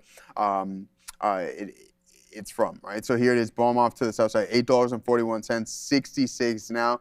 I mean, it's not a full-blown recovery back in towards the volume-weighted average price, and you can see how that's really started to curl over. But what is pretty strong here is AMD. I'm over it now, by the way, if you can't tell. AMD is pretty strong, back up to 501. Right, so 511.47 with that high and a nice curl over. Let's see if this downtrend can be breached on NVDA as well too. We talked about some of the memory names. SanDisk absolutely on one. Shout out to Drake there. But starting to cool. I shouldn't even say that. Cooling off is not the answer, but what has recovered is DRAM. I was looking at DRAM off the lows. I know the boys were looking to trade this. Holy schmoly, Gorev. Look at this print right there. 56.65. Breaks the high end of that wick. Excuse me, and then off to the races it goes. So beautiful, beautiful stuff over there on DRAM itself. Lam Research down 2.4% on the day. Other than that, what are you guys looking at? Let me know. Put a couple of names in the chat. We'll go over what you guys want to do some TA. TQs to 76.89. Let's go. Let's see if that can be potential. 89. Ooh, okay. Is that the volume weighted average price? I like the optimistic thinking. 89s. Oh, yeah. You're getting closer to VWAP on that one. So, yeah, let's see. We got service KNOW. Okay, I'm not familiar. Apple and Lily. Yeah, let's pull those up. Broadcom, we'll do one at a time. We'll do just, the lightning round. We'll do it like that. Here's Kramer's, our own little version, Trader TV. We'll call it what's a good name for something that we'll just do rapidly? All right, I'm going to go over the first one. SanDisk we've already done, so I'm not going to go over that one again. I didn't know no was a ticket. Fundamentals first ETF. That's interesting. Very liquid, but not looking too bad right there. Look at this big time move over there in fundamentals first. We also got Broadcom to the downside on this one here. Broadcom moving south side. Not looking too good. 10%. Still off of those all-time highs, guys. 1990. Complete sell program and Broadcom helping bring the overall market down. SPY we got on there. We've been talking about the SPY throughout the day. Caterpillar, we'll do one more. Shreve's got buttons going on over there. Yeah, we're doing our own version of the lightning round right now as we go through a bunch of names here. 20% off of the highs there. So Michael Burry cooking up a storm. SpaceX, bro, but we've been talking about this name all the SPCX, SpaceX. Told you guys, watch out for this 150 marker, supply zone. We're going to pull up the options chain right now before we send it back to Sharif. SPCX. Get it, Joey. And then this is what we're talking about, right? So this is what we have to listen to when the market is telling us, look at this size. Compared to everything else on the options chain, this is where you're going to see the largest amount of open interest, okay? $150. Keep that in mind. And also, where we went wrong on Tesla, we'll go over this one more time. We'll go over one more name before we start. We're going to just roll You're right going to do your thing, my boy. 30,000. Should have listened to it. Why? Because there's nothing in comparison to what we are seeing at this level. You know how Homer always choked. What happened? You know how Homer always choked Bart? Yeah. Well, he's a little shit. That's why. Well, bro. yeah. Well, exactly. But that's what should have happened to me here today. But there it is. Tesla to the downside, and then one more here. IBM. Let's see what we got going on. Not the most liquid name, but we'll head over to our watch list so we can do a little technicals on this bad boy. Man, the names are flowing in today. Let's go, says Snowman. You know Curtis Snow to the downside. Not very liquid, something that we don't typically day trade. Like that kind of snowman? Not that kind of snowman, right? No, like a Here, physical. Joe. What's up? Joe, where's it at? Where's it at? Come on. Oh, you now. hit that on there? Where's it at, Gipper, man. It's pretty. It's so pretty. I can't even put my shoulder up there, man. Oh. Boom! Into the high, my boy. Look, come on, Joe. Come on, Joe. This is a KC 526 What was that? special. What was that move that you're doing right there? No. Man, I'm having fun, my that's boy. crazy, It's my boy. Friday. Yeah. It feels every bit of Friday. Oh. At least it does for me. And there goes GIPR Gipper. into the freaking high. It's Rip City. Rip City. Neil's like, yo, you got to win one for the Gipper. I like that. I'm like, Neil, yes, man. There's my man, bro. It was a real obvious one. Sorry, Neil, I suck. All right, guys, we got top wick for now. Yeah, again, this is a KC 520 freaking 6 special. She called it out. We're going to shout her out for that. We're looking for a little bit more, though, man. We're looking for $0.33. So what did we get in at? We got 96, Joey. That's a nice one. I appreciate you, Trading my boy. at $2 now? What's it at now? $1.19. No, we're $1.19, but we do have 127s. So high a day right now is 127. We do have that. Very pleased. Shout out to my man to New York. Paid in full. Nos. There's the guy. All right. Who, Michael Noss? Why is Michael Not Noss Michael never in Noss. the chat? I think he's talking about NAS. He's busy. Not NAUS. Right? Shout out to Stats Edge. Oh, limit down 102. Watch out. You can get caught in a limit down. Let's not get too excited. I only have one beak wetter left, but I don't want to get caught in a halt. So here's the deal. We're putting it right above the halt level of 103. If the halt level moves up, we'll move it up to reflect that. So still looking here for a move above the, I want to say locally here, where's resistance? Above 120, limit down. Boom, out. 102 limit down. Watch out for the loss. Okay, holds the dollar. Now I get it. I just don't want to get caught in a down halt parameter. So because it's cheap, right, the halt parameters are a lot closer to one another. The halt bands, I should say, a lot closer to one another. So right now, it does hold the dollar, but I just flattened out because I didn't want to get caught in a halt parameter and not be able to get out, right? And here it comes again. We're awfully close to that red. See that red rectangle there, guys? Are we doing money talks or it just happened? Nah, it that's just fine. popped We're always up talking there? money, though, aren't we? That's all That's we always fine. do. We're always talking money. What? Say that again, my guy? We don't even cut the small talk. I like cash talk. Oh, VWAV is moving, guys. Shout out to my man Bovin. 1 penny off the high of the day. V-Wave. I know it's not called Wave, but I'm going to call it that. V-Wave into 179 goes V-Wave. We don't even have Gipper up on here. We're going to take off VIPO. Well, because it developed so quickly. We are now, sadly, in a halt parameter on Gipper at $1 on the dot. So let's see if this, number one, halts. Number two, does it hold the dollar? Subsequent to the opening, we are limit down. GIPR, halt. Halt time, 12:30, 16. Halt price, $1 on the dot. Volume, 1289. Tap showing. Mamma mia. 92 penny tap. That is 8 pennies lower than the halt price. So right now, this one's bleeding its own blood. I want to bring your attention, though, to not BYND, MDXH. Here it comes again. Above the dollar, into 106, high day 113, so we're not far off.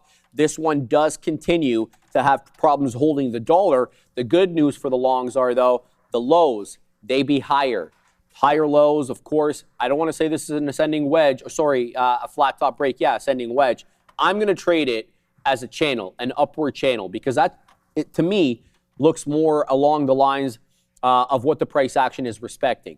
It does get it into new area highs, but it doesn't break out, right? It doesn't give you that kind of bull flag continuation that we see with some other names. So I'm going to trade it as a range until it gives me a reason to trade it otherwise. So that's what I'm looking at right now, too. Good stuff, my guy. I have to have some food here, my man. Yeah, do you so think, these, let me just show them over here. Show what you got there. So these, are my least favorite type of eggs, right? They make these quiches. And I don't mind the quiche because we're having more carbohydrates now, as instructed to by Claude. But the point is, I feel like there's a lot of fluff. They're throwing in, some nice colored vegetables, and I get all that, but vegetables don't have a lot of protein. So I'd rather it be more protein dense and then get my fiber elsewhere. So I'm going to complain a little bit about that, Joey. Oh, that's fair. You can do your what grinds your gears segment right there. We don't have a button for that one there. Well, it's not grinding, but it's all right, man. Yeah. It's all right if it grinds a little gears here and there. Oiler up, there it is, bang. Let's see if we get this breakdown here in NVDA. We're actually short a little bit. If it breaks the volume weighted average price, then we'll get out of dodge on this bad boy. But I do believe sellers are in control right now. But yeah, Gorb, look at this, man. This is what I'm talking about. Like, this is prime time. This is what you and I and Loss are looking to do on a day-to-day basis, and then bang, off to the races it goes, right? So, and this is such, that's the thing, man. Like, it's such a beautiful picture that was painted originally. If you eliminate this, like, picture this was your trade. Boom, you're in at 95s, out at 20s. That's it, done. Boom. So you're done. AC Slater. You do whatever tickles the fancy, Sharif, at that point. But then what we do is like, all right, we're building these to see if we get any form of continuation, and then buyers just never really stepped in. But yeah, NVDL, they were things of beauty bright and early here today. So we'll hit the stone cold for ourselves. But then it ends up being So yeah, anyways, Throwback when Reddit IPO'd and Sharif didn't have facial hair. Okay, so go check that one out there. Ramin, thanks for posting that. Everyone there in the chat, go check out that link that Ramin had posted. Let's see what we got. Oh, bro, young Sharif, man. That's crazy. Why see? I don't like this at all. Why? It was me and Adara at the time. Look at this. Adara. What year is this, Ram? 24? Say it again, Adara. Yeah, I know, it's right. I just forget. Was it 24? It was March. It was somewhere in the 20s of March 2024. I want to say 21, 22. 21st, 22nd. I gotcha. Yeah, that's not going to happen anymore. That's not going to happen. You don't like the clean shave? No. Because that came from the beard, which I had for 10 years. 10 years. Yeah, that's not going to happen again. Are we going to Sector Watch? Are we? Okay. Oh, sorry. The SPY is currently down 0.20%. Let's take a look at what's going on with these sectors. Electric tech, you have flatness in NVIDIA and Apple right off the bat. Broadcom is down close to 6% on the day, with KLAC also joining the pack. We have Cisco also down 2%, and ANET as well. AMD showing strength with SNDK, that's up almost 6%, as well as MU. Let's go to tech services and finance. Both of you have definitely flattishness in Google, Microsoft, and Meta as well. In finance, you have BRKB, Visa, JPM, MasterCard, Citi, WFC, and AXP flat on the day. Oracle in tech services is down close to 2.5%. PA&W is down almost 3%, and CRWD down almost 3% as well. IBM also down 1.2%. You have finance names like BAC that's technically flat, but tilting towards the green on the day. But we have Robinhood that is down 2.2%. Retail trade, Amazon, Walmart, Costco flat on the day. TJX is down almost 1%. Home Depot as well. Heltech, we have Lilly down 2%, but J&J, ABBV, and the rest of the other names in this sector showing a bit of a mixed sentiment, whereas MRK, Amgen down. MRK down almost 1%, and Amgen is down over 1%. Producer manufacturing, AMAT, LRCX a bit bearish today.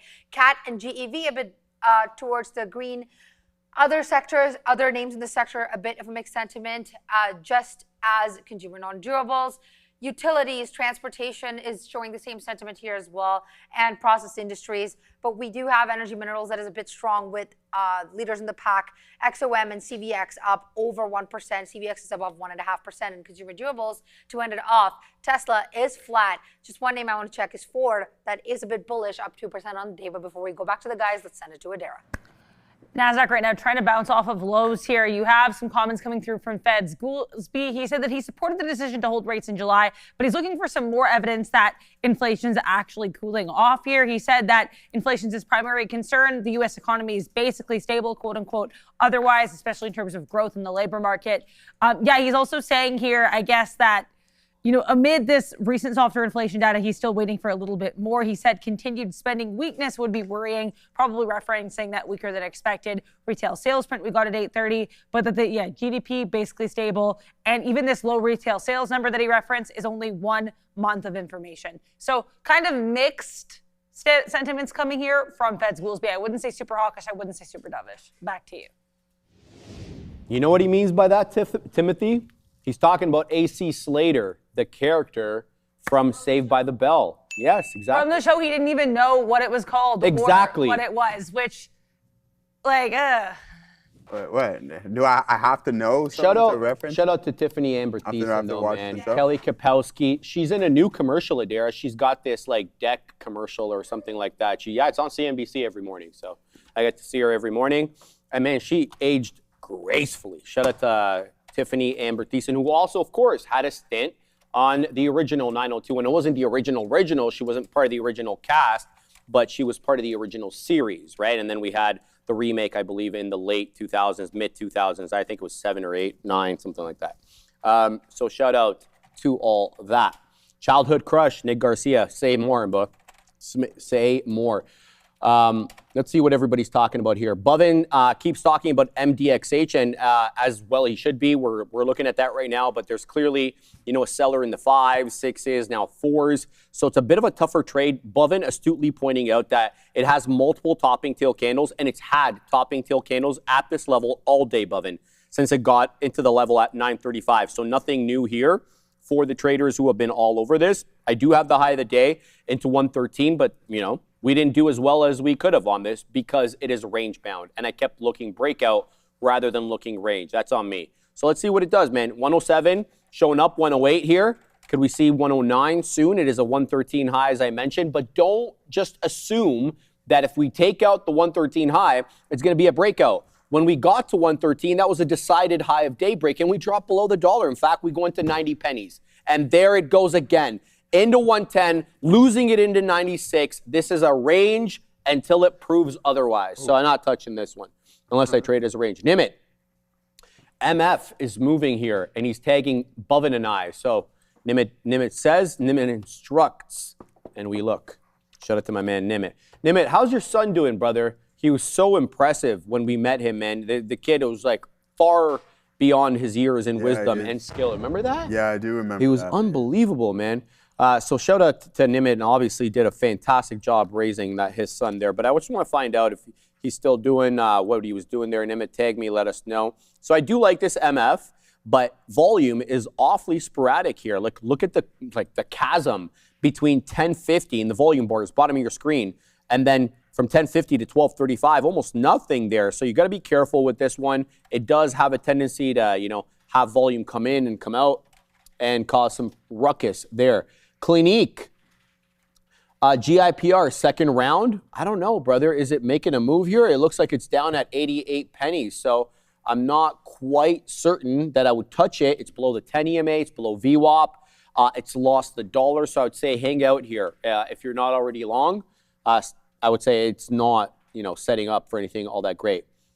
Zion Lala, you mean Jesse's boyfriend? Yes, I do mean Jesse's boyfriend, man. Shout out to Jesse Spano. Of course, Elizabeth, what was her name? Elizabeth something. You're asking the wrong dude, man. Yeah. Who am I asking here? I forget her name, man. But that was a show.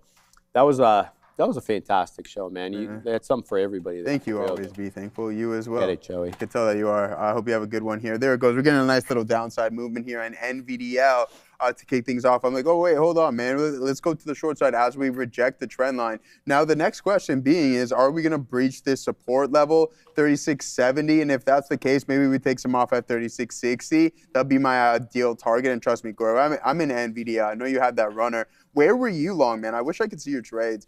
So here it is, 36.59, and then just, man, what a nice trade that is, I must say. But now we're starting to break down through the support level, so not too bad. He is also with me here in Canada for summer vacation. Did Yellowstone, Kelowna, and a couple of hiking and trekking, now preparing him for the last year of uni. And then so we said back, uni? Yeah, uni. That's so British. And then back into the, right into the real world after that, Sharif. So bang, there it goes. We'll post up. Oh, okay, we catch that fill at 36.66. So starting to work out as the shorts for us on NVDL. Not too bad of a look here, ladies and gentlemen. Congratulations to him. It's done. Goes faster than you can ever imagine, that's for sure. It was just the other day we were rocking and rolling in school. But as for Robinhood, how's Robinhood been performing? Up to $97. Coinbase, I don't know what's going to happen with this name, to be honest with you. I just think it's so heavily correlated with Bitcoin. And if Bitcoin isn't going to perform, then it makes it really difficult for this to as well. Listen, if you're going to, again, if you're not going to play via IBIT, and I told you guys this on multiple occasions, is that I wouldn't be trading personally if I'm going to look to add some more Bitcoin or if I'm looking for more Bitcoin exposure. It's not going to be the direct asset itself via the ETF or actual BTC via a wallet. I would actually look to play some of these leverage systems that I believe have more potential upside, and that's going to be Coinbase and MSTR.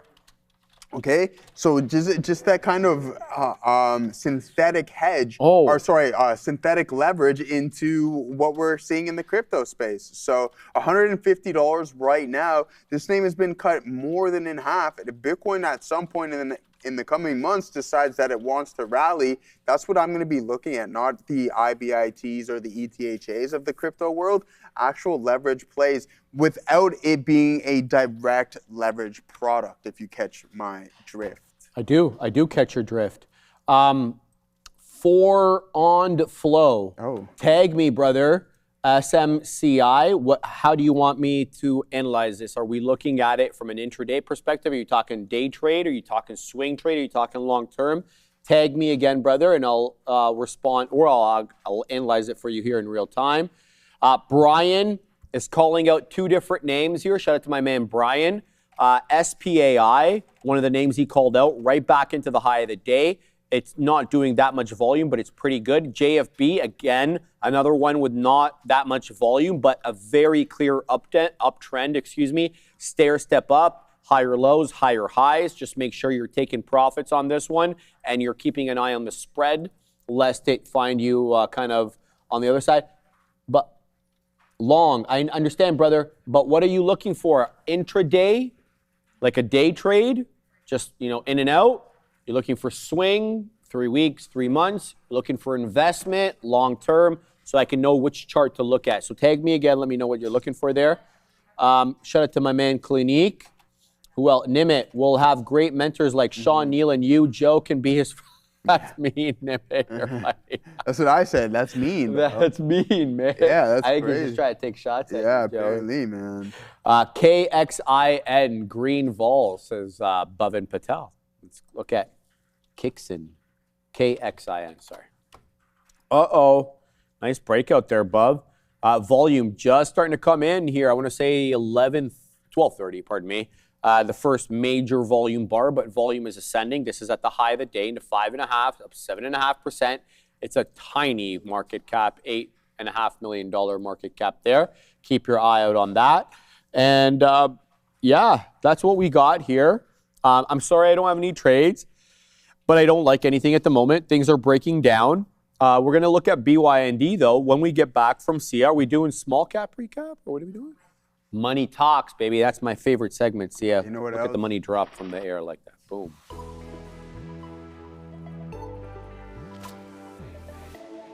Glad to hear that, Sharif, because we do have some things to bring to your attention. So the DXY, the dollar is currently weaker as of today after data has shown that U.S. retail sales have unexpectedly taken a slump in July.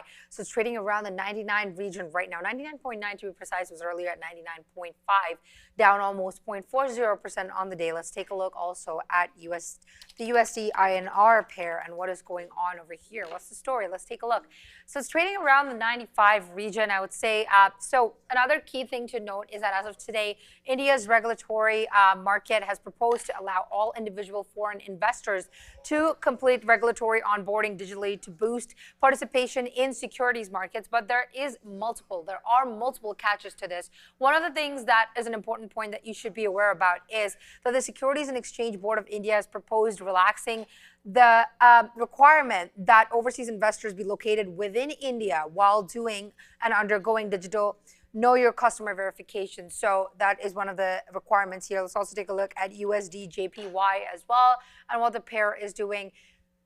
The USD JPY pair trading around the 159 region, I would say, almost not, I would say, definitely flat on the day. That's down 0.08%.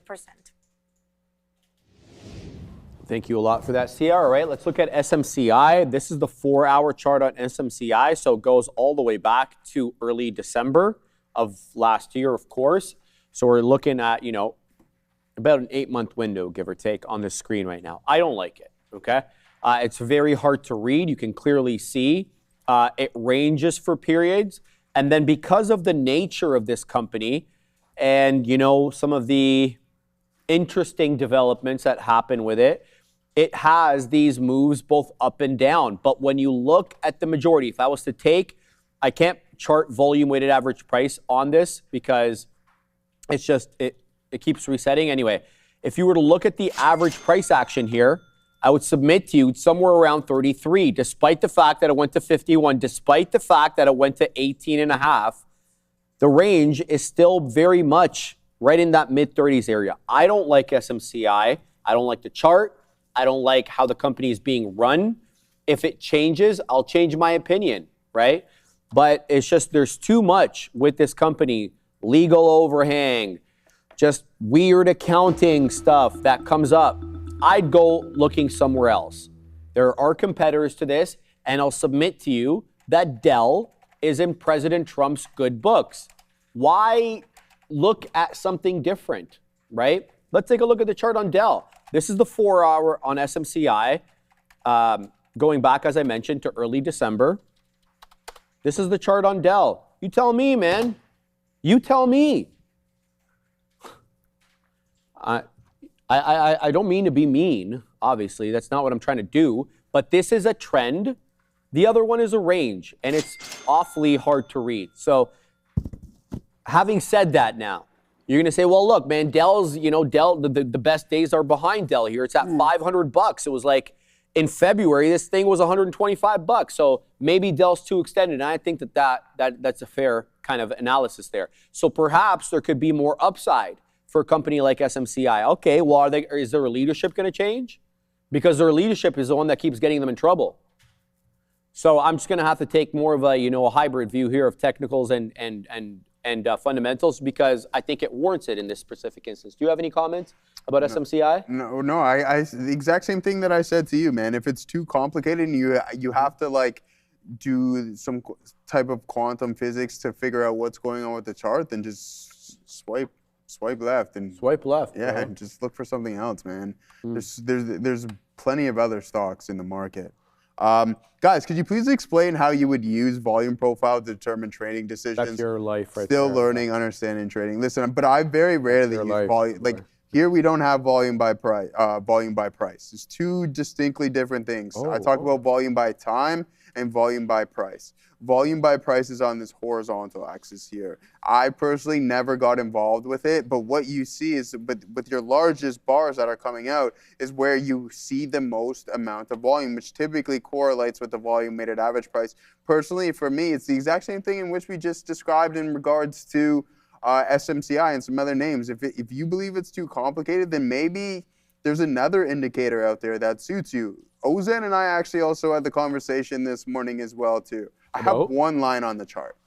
That's it. I have one line on the chart. I used to trade with moving averages. And if I were to suggest any other indicator, which I still live by, but we just don't have it, is the Camarilla pivots. Why? Because there's no subjectivity to it. It's forward looking and it's not a lagging piece. And it's based on a mathematical calculation. Exactly. Yeah. It's based off of previous highs and lows. So when you open up your platform in the morning, they're already preset. It's not like your Fibonacci's, right, where you go, okay, I have to find the pivot, then expand it and look for that percentage thing. No, everything is preset. But listen, as you gain experience, we've seen this through multiple experienced traders as well too, you eliminate a lot of the indicators and you just really, because everything is derived from price. Everything is derived from price. So what do you need other than what price is actually telling you at that very given moment? I can't wait for you and Obi to be on the show next week. Why? So that everybody could juxtapose your chart with Obi's. Because his is littered with I mean, indicators. just drawing trend lines and all that stuff, I think is a different story. But in regards to like indicators,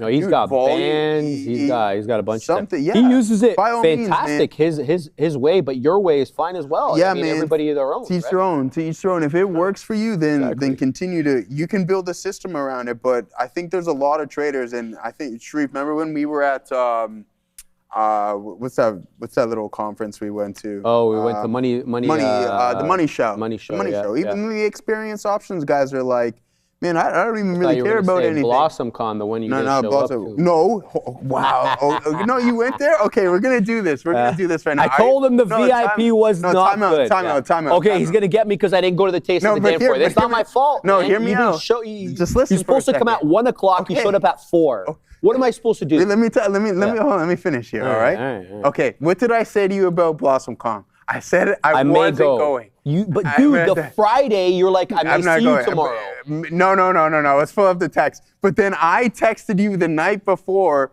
of the taste, and I'm like, are you going? I was definitely going. I'm like, 100% going. Dude, don't blame the taste on me, man. I was not the one that showed up at 4. Yeah. All right. I couldn't leave it on, man. All right, man. This guy, bro. Let's go up to Sia. I think we had another super. Let's take a look at what crypto markets are doing as of right now. First of all, BNB, Binance has said as of today that it will stop processing transactions involving the HTX and 10 other listed crypto platforms from the 23rd of August. And has provided the reason for this to be the new laws, sanctions, and regulatory restrictions that will be taking effect, which is what is the reason for this here. Let's also take a look, as always, at some levels here. BTC USD down 0.5% on the day, trading around the $63,000 region. You have Ethereum that is flat on the day, trading around $1,880 region. And finally, I want to check Solana as well, as you knew I always do. Solana down 1% on the day, trading around the $75 region. This guy's blaming me to people in the chat, man. Who? You. What did I say? LOL, bro, that's Sharif. I was there early. Yeah. You were. First of all, you were there at like 10:45. I was there at 11:45. 11:45? Yeah. It starts at noon. You got to get in the lineups early. Hold on, there were lineups to get? Yeah. To get the food. Oh, yeah, of course. Well, no, someone said I was on Jamaican time. No, Sharif was on Jamaican time, no, Island time. My friend who is Jamaican was on Jamaican time. Drew Miller, you got me in trouble. Is he Jamaican? He's Jamaican as hell, bro. That's crazy. Jamaican as hell, yeah. And he's always late, consistently late. I was there early. You know, it's like, Drew, what were you doing? Oh, I was doing meal prep. It's did you not know that when we made plans together? Like, where was your, planning? That's why I very rarely hang out with my my dad's side of the family because the timelines are it's just too much for me to handle. There's no structure whatsoever. But people say that about Egyptians as well. Like you guys say are on the structure? Egyptian time. Yeah. Like they're notoriously There's no late, structure. Right? Like, So it's like, okay, like one of my little brothers is like, I'll be there, say 2 o'clock. He doesn't show up. 7, 8, you know what I mean? And it's like, I'm ready. No, it doesn't. That's why I don't hang out with them. They're like, get it, Brian.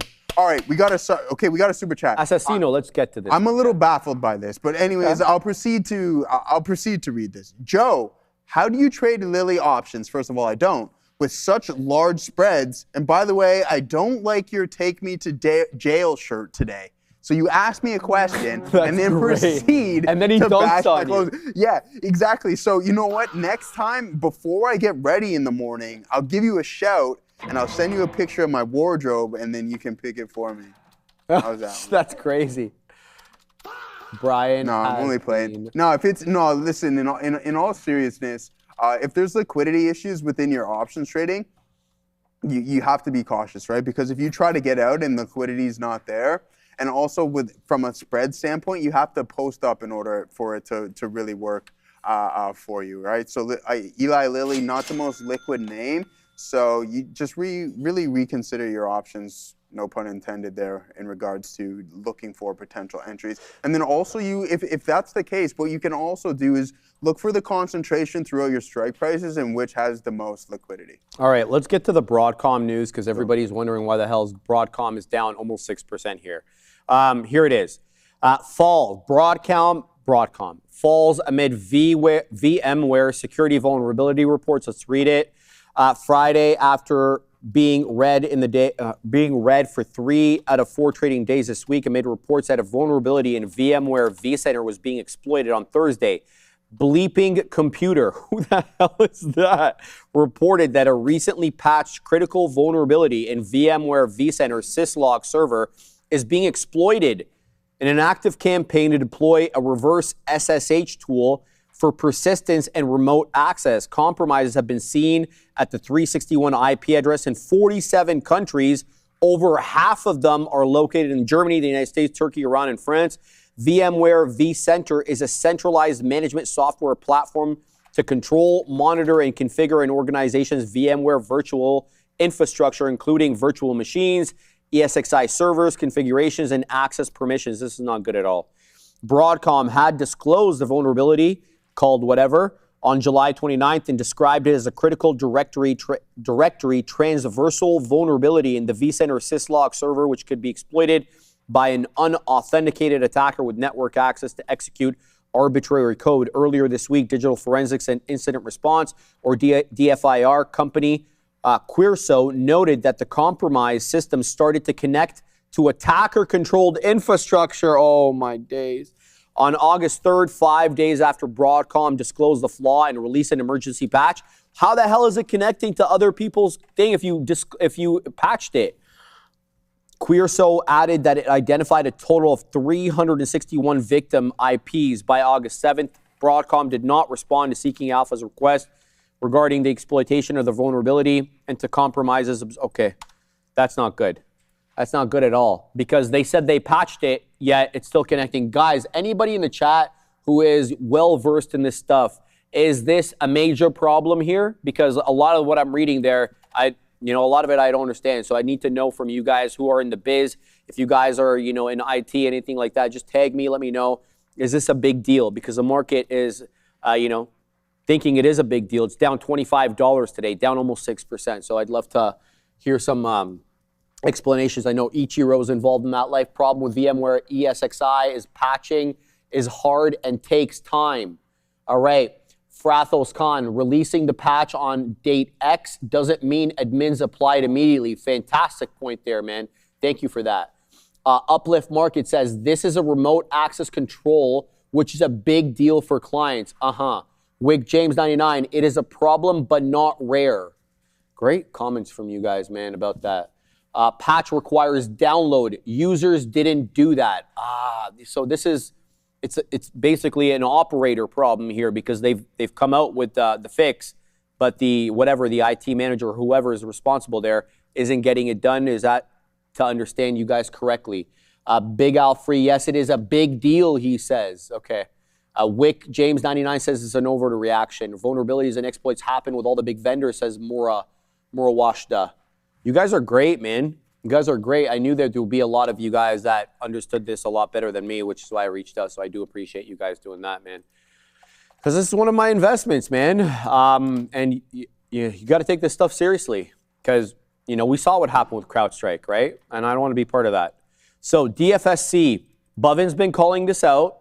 Brian specifically has been talking about this for a while. He was talking to me about this at around 2.5. It's a range.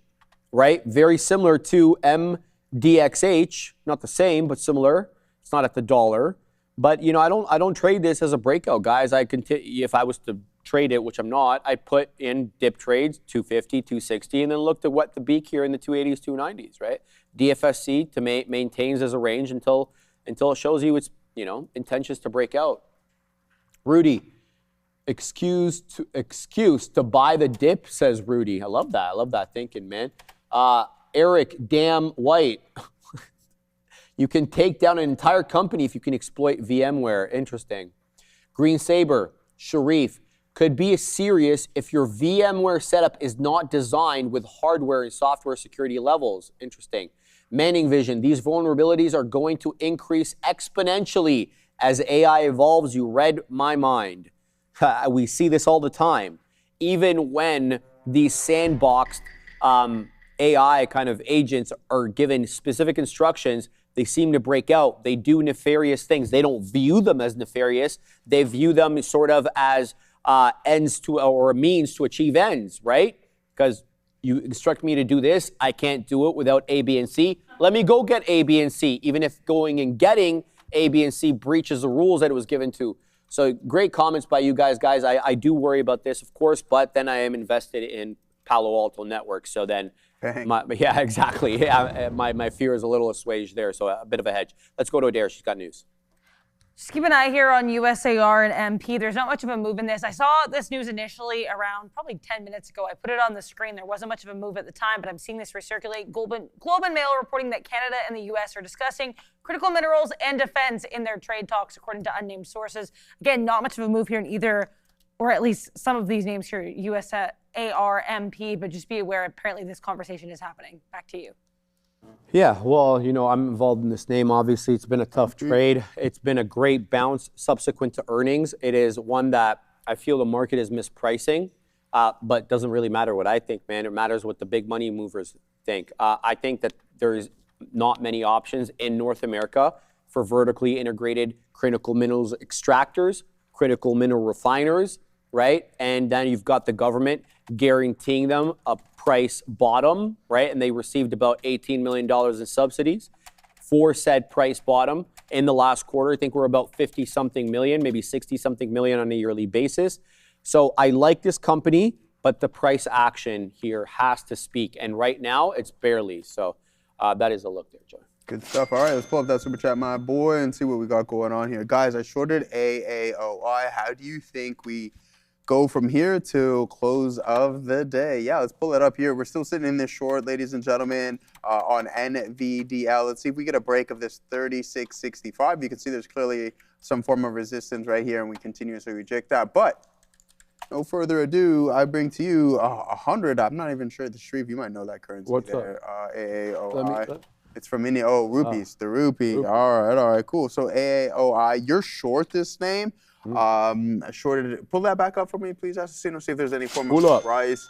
I mean, listen, I don't know at what points you're short at, but what you can see right now is that clearly this is a buy program with a bull flag that's being established.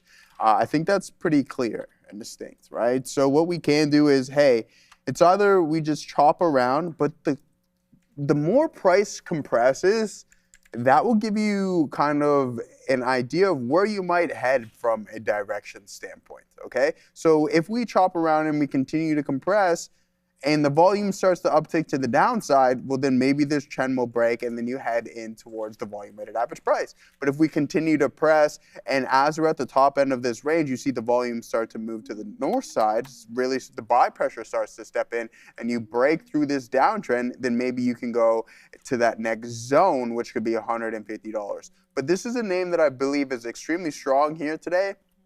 And if you're looking for that move back in, draw your wedge, which has been established, and continue to do so, and wait for price to really compress and then look for which direction it's specifically going to break. Oh, shorted at 140? Oh, no. Okay. Oh, man. Wait, again, we could definitely, yeah, you don't want to do this. So this is, again, we'll go over an example here momentarily. $140 right here. I mean, think about it. You have 3 hours left in the day. It's a Friday. You're coming to a close of the summer. So I feel like a lot of traders could be in the Hamptons. Volume really starts to cool down. Price action really starts to compress. And the average true range really starts to come in. Volatility falls off a cliff. because no one's really participating. 140 by the end of the day. If there's shares, man, just put a stop in. If it looks like it's going to break to the north side, get out of dodge. But if that wedge reaches to the south side, then look somewhere where you can start to take a little bit of risk off, in my opinion. Not financial invest. Just come up with a game plan and then sure enough, execute on it regardless of what happens, okay? AO short is a guaranteed winner, says Brian. All right, so a couple people in the chat are following you here. So yeah, stick with it, man. See what happens. Come with that game plan. If it breaks the wedge in the opposite direction, then assess your situation. Now here it is, 36.70. We're still not breaking down just yet, but I do believe we will momentarily. I was just reading that Broadcom story as well too, Sharif. Here it is on the NVDA. Didn't sell as aggressively as the SPY and the NASDAQ, which is good. I'll take that all day, but I would like it to also sell, come back into the mid-teens so I can buy significantly more, but that's all right, we'll do so. I believe by the end of next week, I wouldn't be surprised if it's a quiet all-time high here in NVDA. It's not next week that they report. It's the following week, I believe, on the 25th or the 26th. I know Adair's definitely got that on lock, but it's in the 20s. NVDA still chopping around here. Same narrative, right? If you want to talk about your AAOI, look at this kind of this wedge that's starting to be formed here as well. So let's see which direction NVDA decides to head into. All right, man. I just tried my hand here at a new trade. Shout out to TT Mask calling this one out. SST. Let's see what this one does. Just had a big volume spike there. We're still super light on vol, about 188,000 shares as it moves back into 33. Looking for continuation here. I'll stop up below 15 because that's current bar low on the 5, so it's showing 20s. The spread is prohibitively wide for something this cheap. 8 pennies. What the hell is going on here? So we need everybody. No, can't say that. I was going to say everybody punch in. No, we're looking for a 15 hold. Let's see how the price action develops. It's a trade de novo. So most of the prints that I'm seeing here coming on the level on the time and sales are all green. You're not seeing much in the way of red. Now you're seeing some red here. Yellow and green. Here's more orange. Orange is important because that means people are buying above the ask. That means exuberance, right? Buyer exuberance. So let's see if we can get a little bit more orange there. I put in some profit takers into the $0.50. Not immediately apparent how this cookie's going to crumble. We're at 29s, 31s, which is near area high. But like me, I could add into the position, which I don't mind doing. I just want to see a little bit more here in terms of, number one, spread tightening up. Number two, volume picking up. Now we're a little bit more than 250,000 shares, 300,000 incoming. So we've doubled up, quick as you like. It's dropping pretty aggressively now. Let's see if we can kind of hold up at this $0.25 where people have been buying. So that gives me 29s, it's still dipping into 21. So let's go 2, 3, 4 for an out. Oh, right back down here into 1917. If it stops out below, I stop out below 15. So let's watch. Let's see if this one can catch a bit of a bid, possibly into the high side, maybe take out $0.33, and then we'll start talking about the $0.50. But it doesn't look like it's going to do it right now, Joey. SST up 30%. It looks good, not bad, but there it is, 15. I stop out. That sucks. We'll lose a little bit on that one. We'll stay positive on the day, though. But let's see how this one ends up setting up. 205 is VWAP. And then I believe a little bit below that is 2. So you have one of those anomalous situations where 2 and VWAP are awfully close to one another, but not for me quite yet here. Going to keep an eye on it. Good stuff, good stuff. Yeah, T, what's up, yo? On SanDisk, that wedge pressing high. Yeah, let's take a look at SanDisk here, brother. To T, what's up, yo? Another respectful individual in the chat. We like those. When you ask, you shall receive, and we'll pull up. I know we've been talking about this name quite a bit. We were talking about $1,700 acting as potential resistance. Couldn't quite get there, but you're not wrong. I mean, you do have a couple of higher lows established and slightly lower highs, right? So, I mean, if price really wants to break out, once again, it is Friday. So it may not come how you're expecting, but it does look like it could break up to the northeast here, ladies and gentlemen. So not a bad call out there. Wow, Amazon down. Oh, no, that's Broadcom. Yeah, Broadcom getting hit pretty heavy here today. Yeah, that's what I was reading it for, Yeah, I know. It's down 5.8%. That's not small for Broadcom, No, apparently not, especially because it got hit really hard on that previous report, Sharif. Piece of It's crap. down 20% off of its highs. At one point, it was down 35%, I believe. It took a hit after earnings. Remember when they guided down a little bit there? Big time hit after earnings. That was the most of the gap down. Like, listen, at least it's not completely. I mean, I don't know if we're going to call this capitulation. This makes me a little bit more worried, though, Joey, because if it's something more persistent, right? It's something going to be. Yeah, because, you know, a bad quarter is a bad quarter, right? You can kind of work your way out of a bad quarter, especially something as strong as chips. and as important as Broadcom with ASICs, right?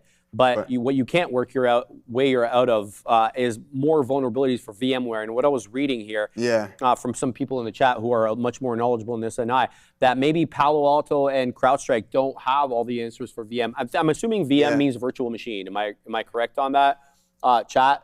So explain to me a little bit why maybe that the security vulnerability may be more persistent in that regard rather than just being on the cloud. I'd like a bit more of an, see, people are saying, virtual machine, yes. So you know what? Listen, I'm not well versed in that whole area. Neither am I. But Broadcom, I mean, $1 trillion company. There's some scenarios that I firmly believe that some situations that money can fix, and I think this is one of the situations. Not that wrong Broadcom, there, bro. Yeah, so I mean, like these Funny guys how that are works, huh? it is crazy how that works sometimes, man. So I do believe. Again, that's why these guys continue to succeed. There's an issue right now. It's a minor speed bump with probable cause. And I mean, if there's a will, there's a way. Straight up. Yeah, and it does concern me. And I think if you're involved in this name as well, this is something you should be alive to. It doesn't mean it's the end all and be all. Just be ready, right? And what I always say to you guys, the same thing works for getting into a position. You always hear me saying, I put out orders so that I remove the subjectivity out of it. Yeah, well, it needs to work both ways for your stops and for your entries, right? So even though you may like the name, if it technically breaks down, just get out so that if it does continue to bleed, you're not forced into a situation where you have to dollar cost average to no end and apply money to that DCAing that you could be putting into something that's actually moving up. You know what I mean? Because we all have a finite amount of money. So just stop out of it. And then perhaps when trend resumes, you can get back in if it resumes, right? So just keep that kind of thing in mind. Anyway, SST, we're taking prints here. It's not great. It's not taking out the high of the day at around 40, but it's holding up generally above the $0.25, the $0.05 of a dollar. So I'm trying to build a position here for a decent break above the third, but we keep getting resistance right into that 30 penny area. So I'm keeping an eye on that. David, Rebound, to your VMware question, PanW and Crowd have a solution. I was reading what Rudy was saying earlier in the chat. He's like, no, there's not something they can help with. So not like I have enough information to be able to make my own assessment on that. But explain to me, David, why do you feel that? Why are they, the ones that could actually help patch this? It just explain to me a little bit more, if for a layman, of course, so you can kind of repeat it to everybody else. But that's what I'm just wondering here, guys.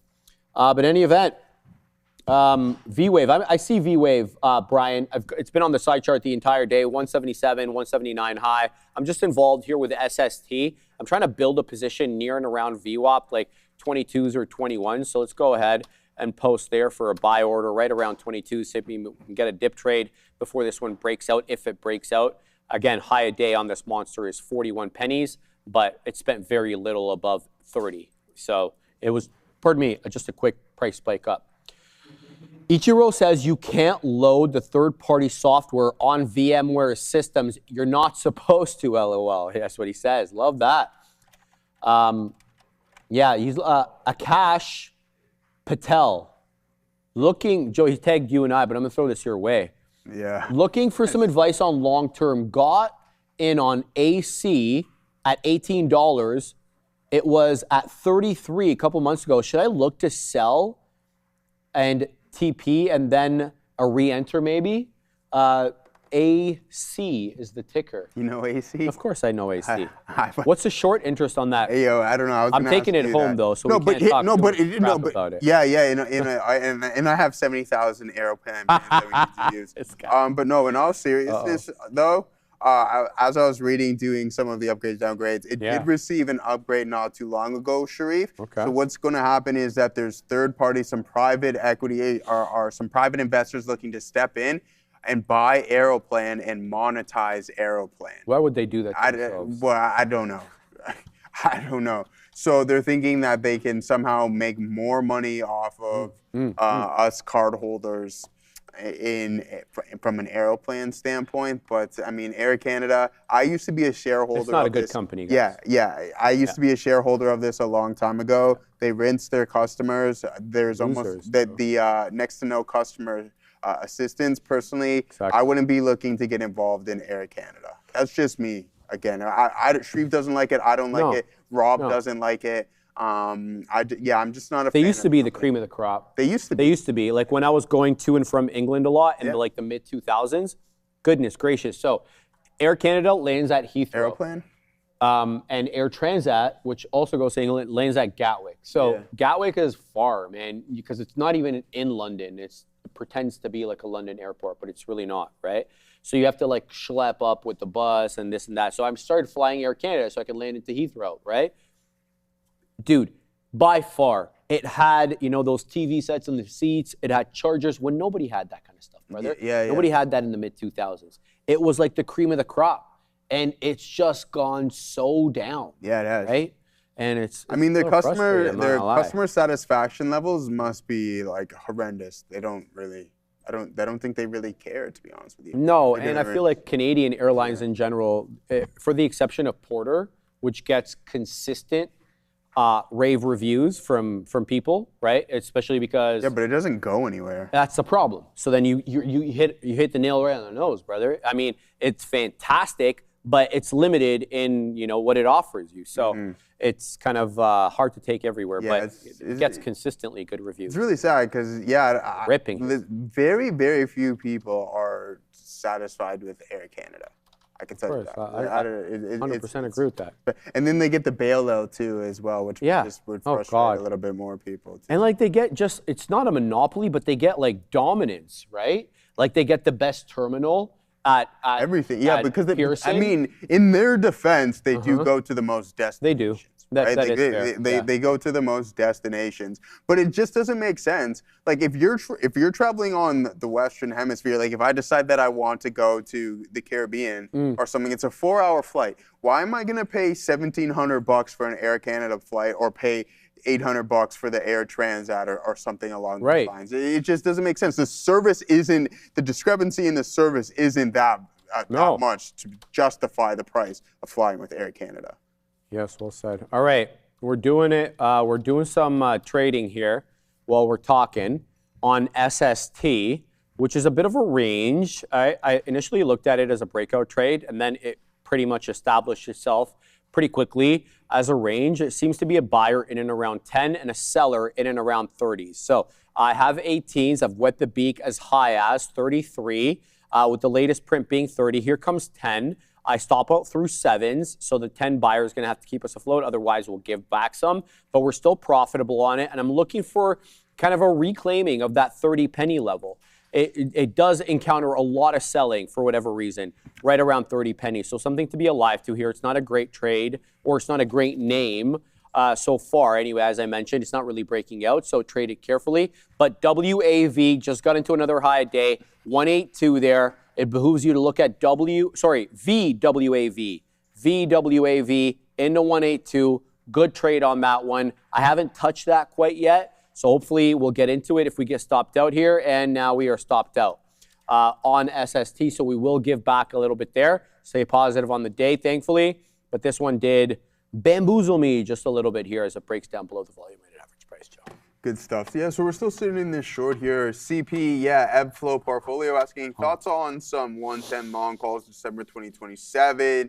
All right, so you're giving yourself about 3-4 months on this one. Now, let's pull up CP. What is the liquidity like on this thing? So you're looking to buy this out of the money, the 110s. You know what? I mean, like, I don't think it's a bad idea just considering the path that this name is on. But I would look to do this, and maybe I'll do a little bit deeper of a spiel on why creating the debit spread, the call debit spread, can be a little bit more beneficial to you within this specific instance. Now we can head over to the expiration cycle that you're currently at, and don't forget you can always remove your bid. There's very little liquidity, so you could do this, right? So buy the 850. And collect the 220, because if this thing continues on the path at which it's currently on, as you can see, it's a pretty clean stair step, putting in highs all the time.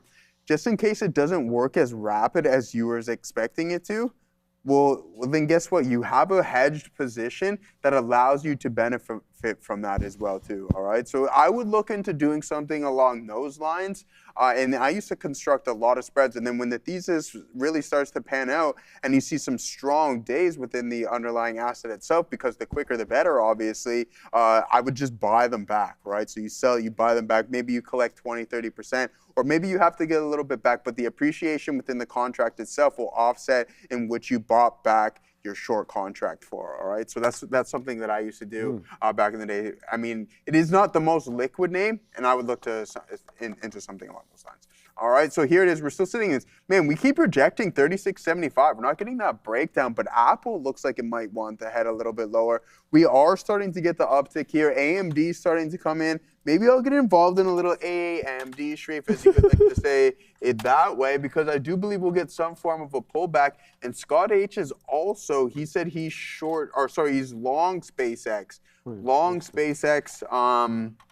So hopefully that works out for you, because we did breach the volume weighted average price. So congratulations on that front. A nice little recovery. But again, we moved up pretty quick, right? So things happened pretty fast. Expect the underlying asset to take somewhat of a breath. And I think that's the narrative within SpaceX right now. Watch out for this name to continue to climb higher. We rejected the supply zone that we talked about on multiple occasions here at 150 in SpaceX.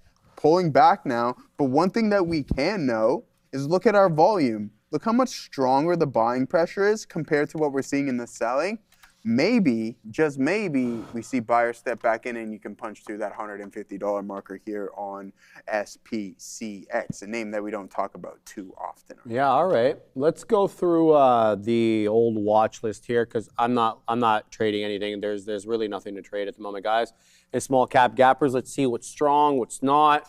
Let's pick up on any trends we may or may not be aware of here. So we got a pretty flat day, man, on all the Mag 7. Like, look at this. There is none in 1% territory, both up and down. Like, you're just saying Meta 0.5% negative, Microsoft flat, Apple flat, Google and Goggle, they're both down a third. Amazon down 0.7, Tesla's flat, SpaceX is not a Mag 7, and then you get NVIDIA just went green here, 0.02%. We see AMD back above 500. Joey just mentioning that 4%. They had a good headline as well. AVGO, we already got into. Intel, though, back above $100, but down on the day. You're seeing SanDisk a little bit flat since the opening bell, but still up 7. Micron up 1.5. Western Digital flat as well as SK Hynix. It's really the optics name today. Lumentum, LITE, up 4, but it's AAOI's world today. It's a very, very small market cap relative to Lumentum. So Applied Optoelectronics, about, what is this, $12.5 billion market cap. Lumentum obviously is $81 billion. So Lumentum could see, I'm thinking maybe a $100 billion market cap should be interesting there. What's the PE on this thing? It's still negative 10.7%. I wonder what the forward is. AMAT as well. They had that tough headline this morning. They're down, it was earnings. They're down 5%. Impinj is back at 170. What? Oh, yeah. Well, it's still off all-time highs, but it's got a bit of a range here. Okay. Then we got QCOM, Lam Research, of course. Interesting headline as well. Then you get, who else? Global Foundries up 2 1/5. Cerebras continuing to sell off since that earnings report. Moving down the bunch here. FCell, the sell, very compressive. Watch out for those swing in the sell here, man. Because, just saving except for this area over here, we're putting in a compression pattern. Let's see if it resolves in the direction of the trend. This one I had to get out of below 20, but we did get back in, so we're like a couple of bucks in the money on this one. Baba with the headline here with Apple, that Apple is using them, as well as Baidu, okay, for Apple Intelligence in China. Baidu and Baba, exact opposite, mirror opposites, 1.39 green, 1.39 red. So, not sure what's going on there. You got Jinko Solar as well, up 1 3/4. Crypto, not good. Not good at all. I want to take your opinion on this. This is very litter chart here with your Camarilla pivots, but it looks like we're going to make another move down, because now the high end of this range is the low. And yeah, I don't know. It does it automatically, and I have no idea why. Let me see if I can take them off. Chart parameters. It's on the daily. Studies. Where is my intraday VWAP pivot points? There we go. Apply. There we go. Easy. So look at this. I wanted to show you this because I wanted your opinion. Look at this. So look at the high end of this area over here is the low end of this area here. So former area support acting as resistance. I think we have more room to go down. I think we're eventually probably going to break 50 at some point. If we do, fine, whatever. It is what it is. Continuing to move down the list, Ethereum still below 1900. Clean Spark, though, up nicely on the day, about 5%. Same thing with CIFR as well. They're up. Cypher Digital up nice, almost 7% here. So some mining love, but not necessarily, of course, for the coin itself, because the miners are now throwing their hat into the data center ring. And you're seeing that with HUD 8 as well. What does that tell you? They move with the wind.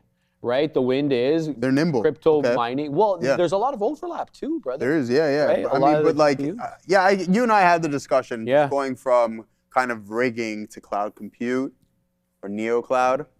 There's obviously going to be some cost in between. Got to be. It's not even the same chips, but they have experience kind of with that whole thing. They have the data centers. Exactly. Let's go through some military and defense names. You're not seeing much in the way of red there, just Palantir, but Palantir's had a big move up, by the way. Guys, you know what? We were crapping on Palantir for a while because it wasn't doing that well, but you know what? We are only 11.5% off all-time highs, which we got back into in November of last year. So look at that, right? Making it back there. So you're seeing a lot of green in, of course, what's this called? The military space here. Meme stocks, I don't mean to call them memes, but AMC down 4 3/4. We got Carvana up here. Okay, great. Cybersecurity, all red, because these guys just got into all-time highs yesterday. So it stands to reason that we get some profit taking. Look how much higher the volume is on crowd than it is on PanDub. Is that consistent? 3.25 million shares, not even 2 on PanDub, and they're not different in price. The split too, I think, had a little bit of a factor. Okay, so because the crowd's a little bit cheaper, fair enough. Moving down the list here, what's CD again? Because this thing's up 15%. Chance Digital Holdings. This is a very small company. It's a $435 million company. Weed is all red today as well. Biotech, everything red except Pfizer. Reddit, of course, green on its inclusion into the S&P 500. Not on a rebalance, by the way. It's on a buyout. And everything else kind of, just flat or really nothing to write home about with all these tickers, Joe. No, man, not at all. I mean, we hit $1 here on AMD. We're looking for more of a breakdown, but if it breaks 504, then we just hop out of this one. Not getting that move back into the volume-weighted average price that we were looking for. Still sitting in this short in NVDA. So, I mean, it's chilling. Market is like watching paint dry. It's a Friday, man, in the long weekend. Katina, man, back in the building as well, too. He's got the lunch. So he's got the salmon as well. There. So you crush that. Don't forget to take my salmon there, my guy. I will. I think SPX is going to be a short at 140. Let's actually pull up the options chain. I know we were discussing this throughout the whole day, SPCX. We'll pull it up one more time. 140 could be a level. There is some size there. You're absolutely right. Watch out for sellers to step in at 140. I don't know if you have the chain gang up there. That's not the right terminology. 15.3 thousand contracts there. But then we also were discussing this 150 marker that had some size in 145. So you can see the congestion. I wouldn't say congestion because that's not necessarily the case, but where the concentration of size is truly at the half for 145 in the hole. Okay, so keep that in mind.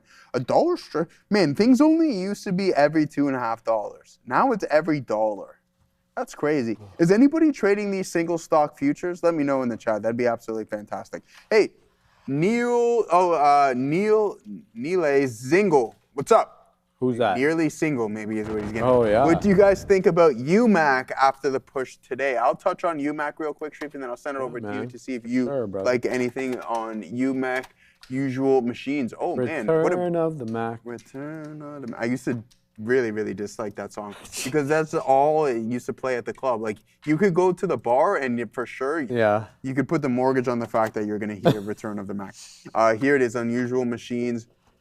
Pretty good daily, if you ask me as well, too. I think at this pace, you're going to break and hold the previous all-time high on this bad boy. All-time high. Yeah, how do you feel about UMAC? Let's have a look. I'm just gonna, new position alert, guys, here. We're in V-Wave.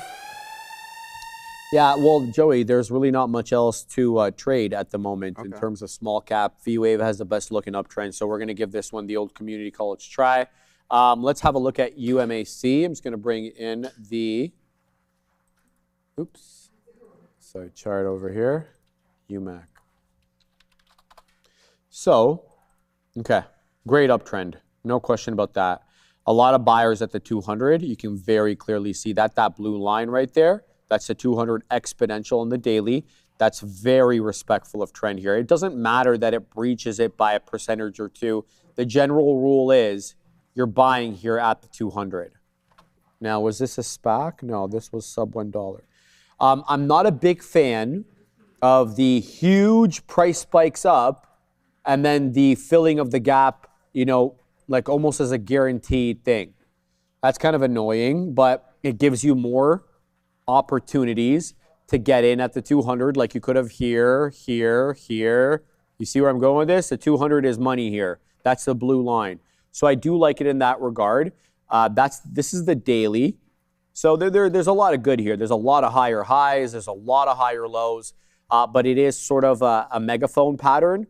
The megaphone pattern is a lot harder to trade because by definition, the highs and the lows are starting to spread away from each other. So the corrections become more amplified. What I mean by that is, just take a look over here. You have a 34.25 area high. And when all was said and done, you went all the way back down to 15 2/3. That's a hefty retracement, and that's over a period of over a month. So you have to be really convictioned in your trade to be waiting there with a resting order at the 200. But I do like it in a general sense. I don't like the expanding variance between highs and lows, but hey, and what I mean by that is typically when you have an uptrend, you don't necessarily have a megaphone pattern. You could have an upward channel, right, where the high and lows, they don't get wider and wider apart, but here they are, right? And so it just makes it a bit more tricky to add into a position. So good look here. Don't hate it. You took out prior area highs as well, but watch out for resistance at 35, Joey. All right, man. Good stuff over here.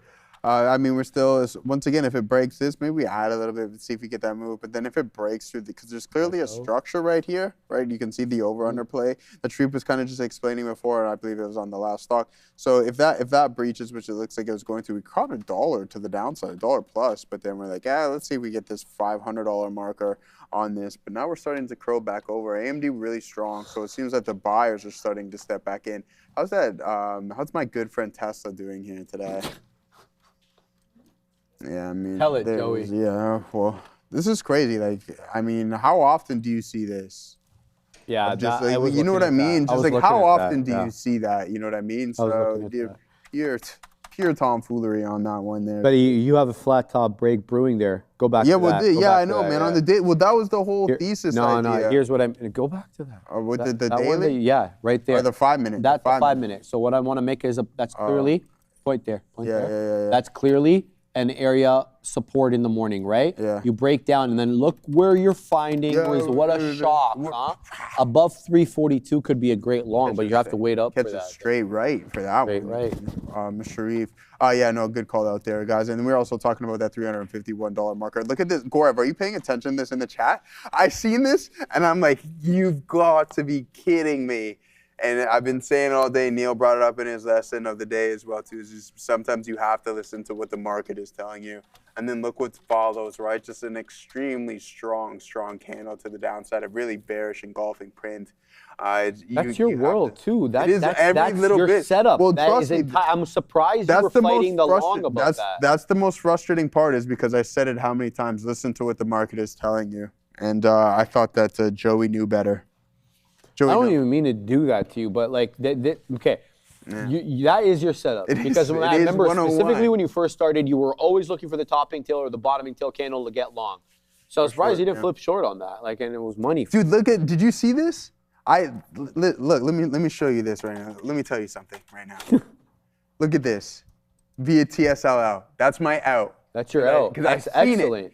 My entry's here at the break, but I'm like, no, let's see if we get a continuation and a pullback. So I'm like, I'm going to add into the whole of this structure right here, and it just never happened. It never Just held complete up. sell It just program. didn't, yeah. But it's like I knew what was going on because I actually talked about it this morning in our option segment. Is that 350 marker? Watch out for it being a supply zone and as resistance. So I take some off right at 350, but then proceeded to hold the rest of my position to the point where I'm like, all right, let's see if we can get that second leg higher. That was not the case. I hear you, bro. Jeff Jones, $4.99 super chat. Bro said it's tricky. Well, it's like that, and that's the way it is. I like, who gets that, bro? Shout out to you. Shout out to Jeff. Thank you, Jeff, for the 5 super. Bovin. Bovin's still in the house, baby. And he's calling out Weto. WETO, guys, the ticker here. This is not my favorite at all, Bovin. I already know you know that. But it did lose VWAP. It found a hell of a buyer here at 750, ranged a little bit between 8 and 750, and then up from 8 all the way up to 9.5. Last at 9.5 is the volume weighted average price, where it is, of course, finding resistance. You can kind of see that. We're still holding trend here, though. I would say, Bovin, you've got a good shot if you can break through this kind of down trend line. Now, I do know this one has a tendency, a propensity to kind of bamboozle you into a long and then fail. So if that was its modus operandi before, you have to look at it through that lens. And by the way, you can clearly see it here. Every time this one makes a high of day, it is met with immediate selling. Look at 545, topping tail, high of day, all the way back down to VWAP. Does it again, 7 o'clock, topping tail, not quite down to VWAP, but you see it, right? Every time it makes a new area high of day, it does drop. So if this one does get into the high of day, just make sure you're taking profits and doing it pretty quickly here because the drops come in fast and furious. Bobby, Big Bobby, Top G. All right, Big Bobby. What's he doing? How's it going today, brother? Oh. Do you think Burry has a good point about neoclouds and think we could see a bigger correction? Whether or not the correction comes, we'll have to wait and see. But where Burry is wrong and where he's been wrong is the usability of older GPUs, okay? He was of the opinion when he first dropped his piece earlier in the year that these GPUs were gonna be good for 2 to 3 years. That's factually not right, and we have evidence to prove it. And I mentioned this many times. CoreWeave is renting out their 2023 GPUs, which are 3 years old, almost 4 now, at 125% the price that they were renting them out in 23. So not only are they booked 6 or 8 months down the road, but they're making more money off them now than they were when they were new. So Burry's thesis here, even if you end up getting a correction in neoclouds like Nebius and all the others, and CoreWeave, of course, I don't think it's going to be because Burry was right about this specific point. We're seeing usability going 3-4 years deep, and something tells me it may even go further. So I didn't like that part of his opinion. Now, does he have a very strong point about the CapEx heavy nature of these businesses? Yes.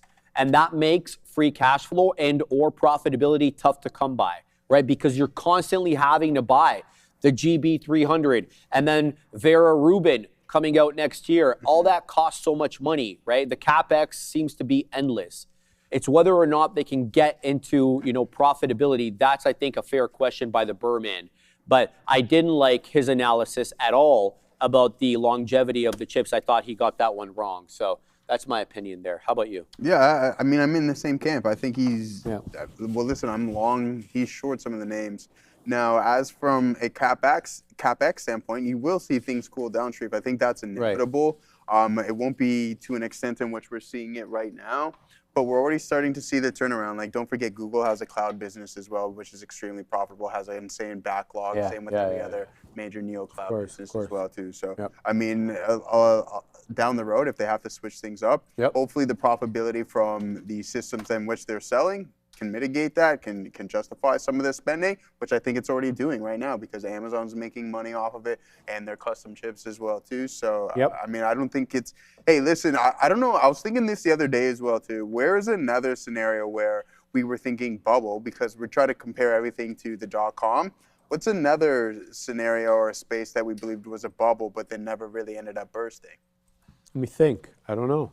It's a genuine question. I don't know. I'm trying to think. Like, well, the crypto, you could make an argument. Crypto, We you went can to make an 126, and now we're half off that. 50% correction could be more, right? We've talked about in the bubble being all the larger firms participating in the ETFs, right? Everybody getting involved via the ETFs. All that institutional money that was supposed to create a bit of a bottom there. The treasuries, the right? treasuries, the treasuries aspect of things. What else could there be? I mean, lately anyway, there's been, what else? We saw a bit of a move in solar a few months ago. We gave that entire move back in solar. It was a big FSLR. But, I mean, it's nothing on the scale to what we're seeing right now. Nothing compared to the scale we're seeing. I think it's more justified within the crypto space because you can say that the Bitcoin ETF was probably the best ETF launch of all time. The Bitcoin ETF. Marijuana space as well too. Yeah, but that one's been right? Trouble for a while. Race to the bottom when everybody was really excited. It's not really driven off of the back of the Canadian companies as well too. It was a lot of the correction were Canadian companies, right? Yeah. Here we go, guys. We're in W wave. I'm waiting at 88. It's showing me 88 on the ask. We need to cross to get the print. We're not going to get it here. It looks like we're in at 78. So V wave, VWAV hanging out. This is the high of the day. 88 it goes. We're looking for $2 on the wave over here, but the wave is taking its sweet time to develop the price action. So let's see how this ends up, doing. Right back into 86s. So yeah, pleased with the trading today. It looks like it's going to be, of course, a negative week, but we had a positive week last week. But hey, man, at least we didn't go 0 for 5 on the week. We're going to go hopefully 2 for 5 on the week, but we'll still be negative with about 20 minutes to go in the house here. We got the Katina man. He's back. He's chugging down the food. Neil's back from the walk. How's the weather out there, by the way? Humid or are we good? It's good? It's good. Quality out there. Neil's got the water, the H2O. Hydration Nation. Yeah, he's got it over there. Yeah, it Hydration looks Nation. Looks Any good. plans for the weekend? Plans? Yes, the CanFit conference. Oh, okay. So I'm going to the CanFit conference and that's tomorrow. At the, I'm going with my Jamaican buddy, so hopefully he shows up on time, right? Because he's a personal trainer. You know what you have to do, right? What? You got to lie to the individuals who are you're going and tell them like at 2 hours earlier than when you actually want to go and then prepare. That's what I do to some of my little brothers because they're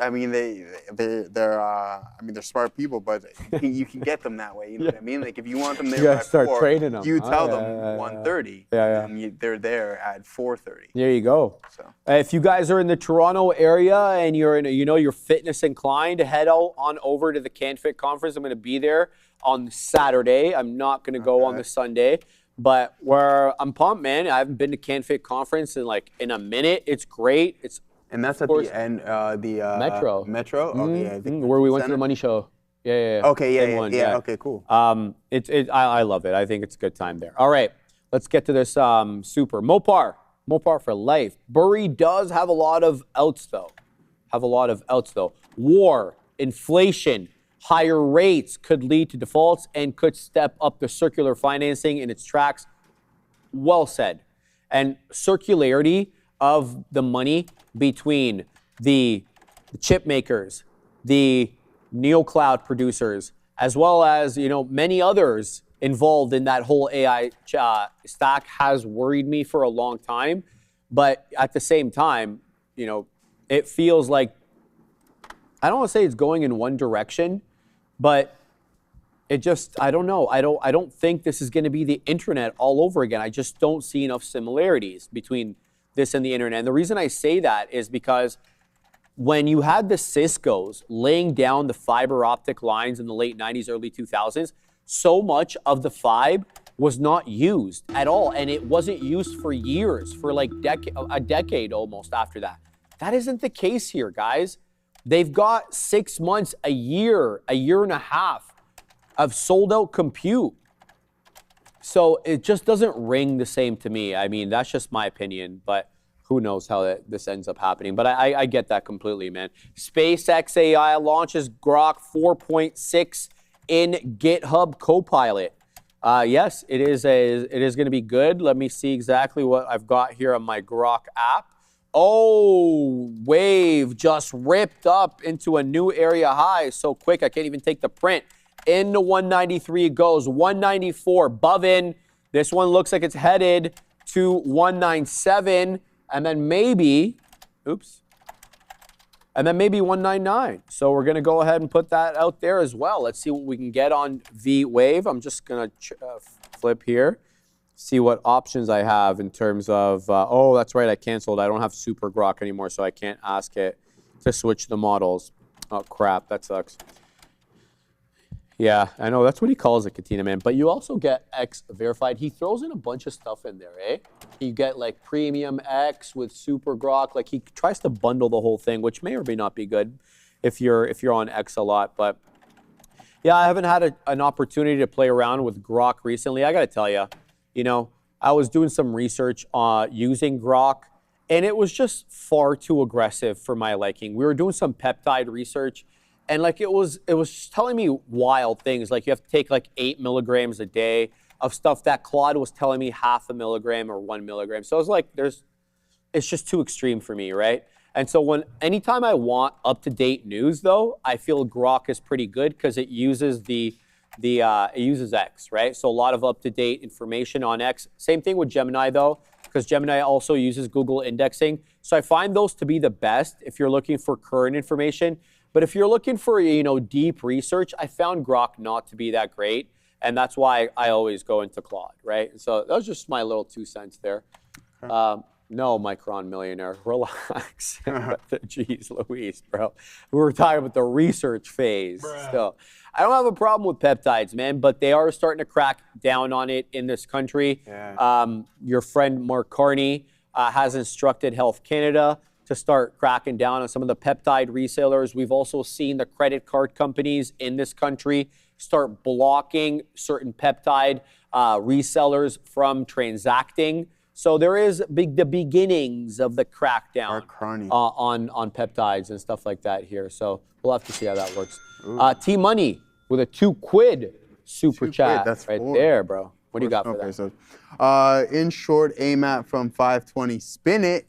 Kick it, as the Beastie Boys would say. Yeah, let's pull this up. Sabotage. Let's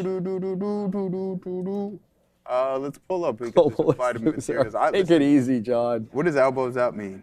Yeah, you don't know that elbows up thing, man? No. Come on, man. That was Carney's thing. Was that Remember when he was campaigning and they were elbows up because Trump was throwing punches, so you had to throw your elbows up? Yeah, it's so lame. Or the George Foreman? So lame. I love George Foreman's thing, man. It was the best. It doesn't work, man. Trust me. I know, but he used it. Yeah, he did. Yeah, he used it for a very long time. Yeah. What were we talking about? Applied materials here? Man, good time. It's Friday. Applied materials, listen, you're in from 520. Nice play here, man. Really, really nice play. 16 bucks just like that. And off of those highs, you're down 31%. Look for these pivots, these local pivots to kind of hold up around 435. So you might see a little bit more of a pullback. It may not get that deep. And I think there's going to be some good opportunities to get involved. But don't forget, when you go on these parabolic runs like Applied Materials did, participating, it's funny how it was kind of correlated with some of these memory names here. But going from August of 25, right, you go 466%. That's not small potatoes. Now, considering you've been on this long-time run for a year now, almost at this point, a little bit less, things tend to cool down a little bit more. Look at all the love you're getting on my post, eh? Everybody loves you, Joey. Yeah, that's pretty sick. Look at that. Oh, I posted it right there. Look at your boy Joey Options doing the option sesh in the morning. That was a good camera angle, man. We need more BTS. I'll send you more of that. Yeah, we need more BTS for sure. Catch all the love that we can get around this Sharif. So yeah, I mean, that's about it. Apple on the move. Yeah, a lot of people talking about that. With Applied Materials, there might be some more downside, but things cool off, right? We've seen SanDisk really start to recover, officially breaking trends. So watch out for this move to continue, but I would look for a little bit of a pullback. All right, Joey, let's cut the crap. What is it? You're going to a cottage this weekend. Yeah, what's planned? Nothing, just hanging out, man. Just posting. You're not going to do any water sports, bro? You're not going to kayak we'll see what we got going on there. Okay. Yeah, we'll hit the kayaks, maybe see what canoe we got and kayak. Yeah, I'm a big kayak and canoe guy, right? I've always been like that. The sick adventures when we were in Ottawa as well too. Yeah. Yeah, lots of fun being out on the water. So. I like to take the kayak into like random, like there's a lot of green space in this country. It's public land, right? Like a lot of, it's been like marshland and stuff like that. Man. It's all public, right? So it's like you don't have to worry about going on anybody's property. So my cousin, He's got his cottage there in Brighton, near on the 401. So about 2 hours. Shut up, Brighton, UK. Nah, not that far over here, right? I know, yeah. And his cottage, like he's on a bit of an inlet, right? So it's on Lake Ontario, but it's protected by this kind of marsh area. So I took the kayak, bro. I went deep into the marsh high grass, and then you just see all these like fish and wild animals who are all hiding in that area. Like that's their little protection zone. So I kind of felt bad. Who do you think? I want to get a first-hand view. How do you think a kayak race would go between you and I? I don't know. We can race in real life though. I can tell you, I'm pretty fast. You are? Yeah. Bro, I'm not. I can't even run that fast right now. I'm not like Neil fast. Neil fast. Neil is pretty fast. That's crazy. Man. That's crazy. Katita Bear just said Neil's not that fast. That's a crazy statement, Katita Bear. He's not that fast. He is pretty crazy. Fast. Bro, he played. But like, did he do track in like high school and stuff and university? That later. Oh, that's crazy, man. We can ask him. Yeah, I don't think he's going to be slow though, Katita Bear. Yes, we don't want him to run into any injuries, man. All right, guys, there goes V-Wave. We're 20 pennies on the money on this. A new high of day of 199. V-Wave is on its horse. It wants to take out $2. Here we go, man.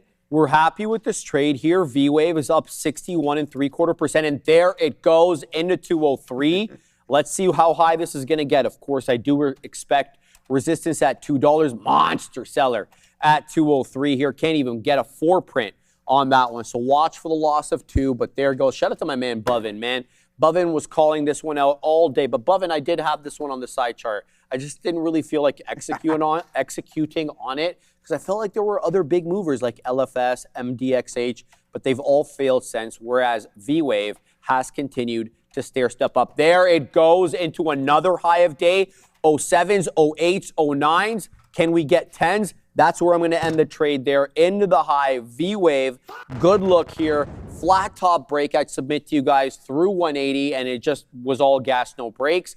This feels like a little bit of a short cover here because the tape is picking up. So either we're getting double the amount of people who were participating in this, or just getting double the buying because people are covering, right? Think about that, of course. So 209, high of day as we work here.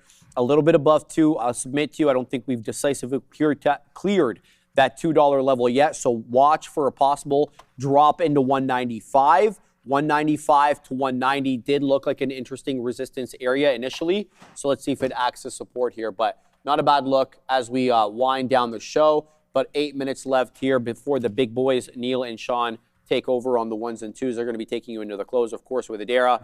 And yeah, we're going to wind what was a very interesting week. Started very badly here in small cap land.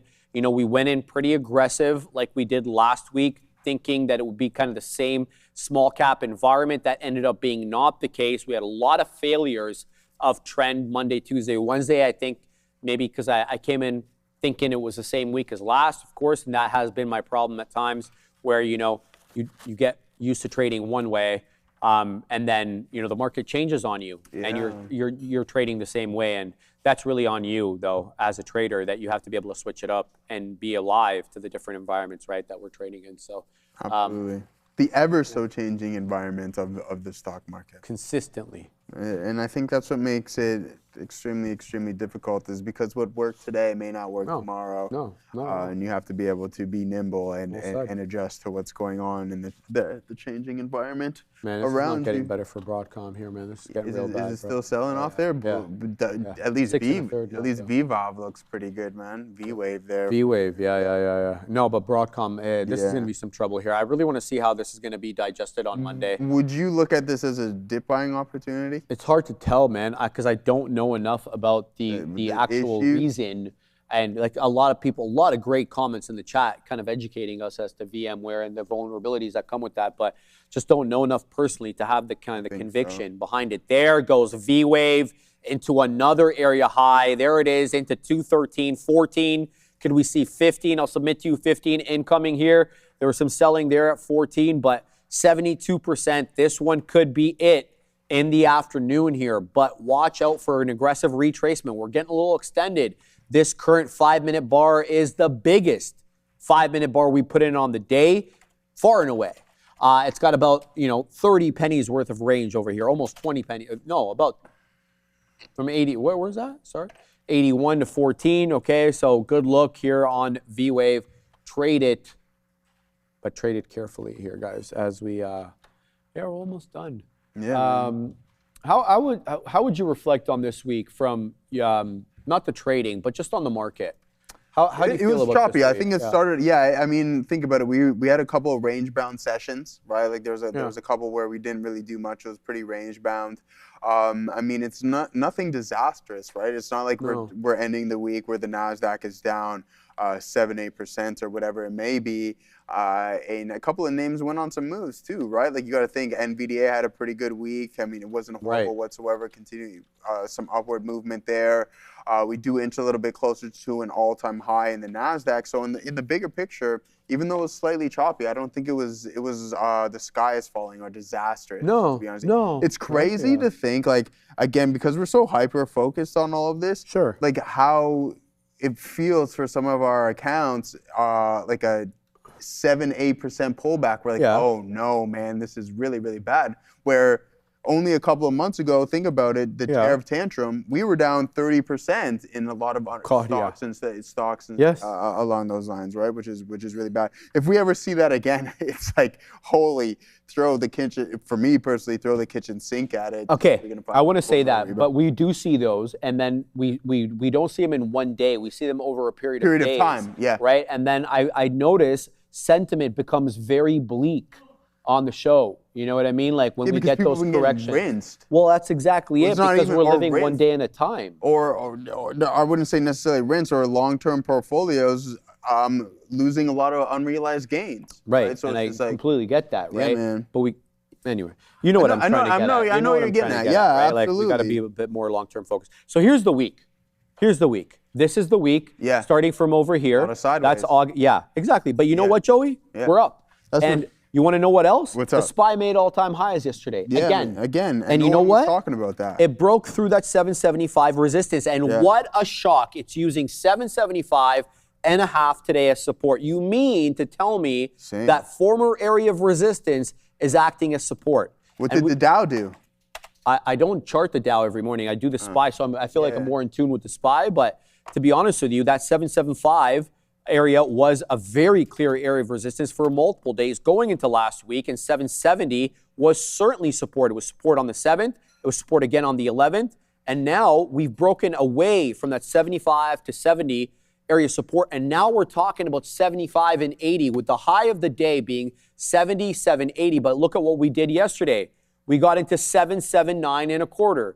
So we're in a new range here, at least for now, on the SPY as we step up into all-time highs. That 779 and a 77937 is all-time highs, by the way, on the SPY. So hey, I would say, in general, it was a good week. It was a good week for the market. Now, of course, individual names could vary, of course. Like you got the likes of Apple getting clipped, Broadcom getting clipped as well. Applied Materials has not had a good week. Cerebus, whatever, getting clipped as well. And crypto continues to trade below 65. Yeah, look at this, man. Go ahead.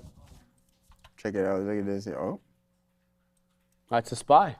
Say more, man. Big SPY, man. Yeah.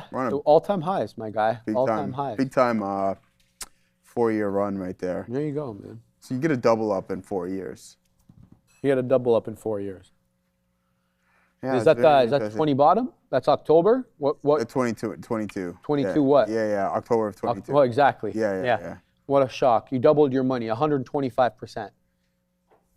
And I'll never forget, man, my sister getting into the market for the first time ever in 22 and just getting rinsed and calling me and be like, what am I supposed to do?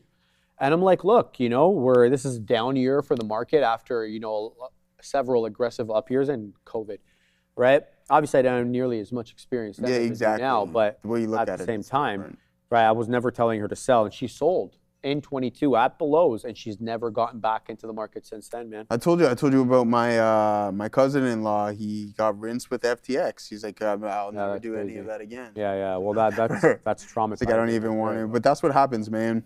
Yeah. The market is an ever so revolving door, Sharif. Yeah, well, that's the thing. Well, yeah, exactly, Katina. I mean, like a lot of people, that put their money on the exchange never got it back, right? So that is the problem. All right, we're 5 seconds away. We're going to send you over to the big boys. I hope everybody had a fantastic week trading. We're going to be back bright and early on Monday morning, of course, of course, the big desk. Joey and I will be back for the midday, same bat time, same bat channel. Stay safe. Have a fantastic weekend, everybody. We'll see you bright and early. Stay smooth, everyone. Oof. I don't know why I was clapping there. Welcome back, everyone.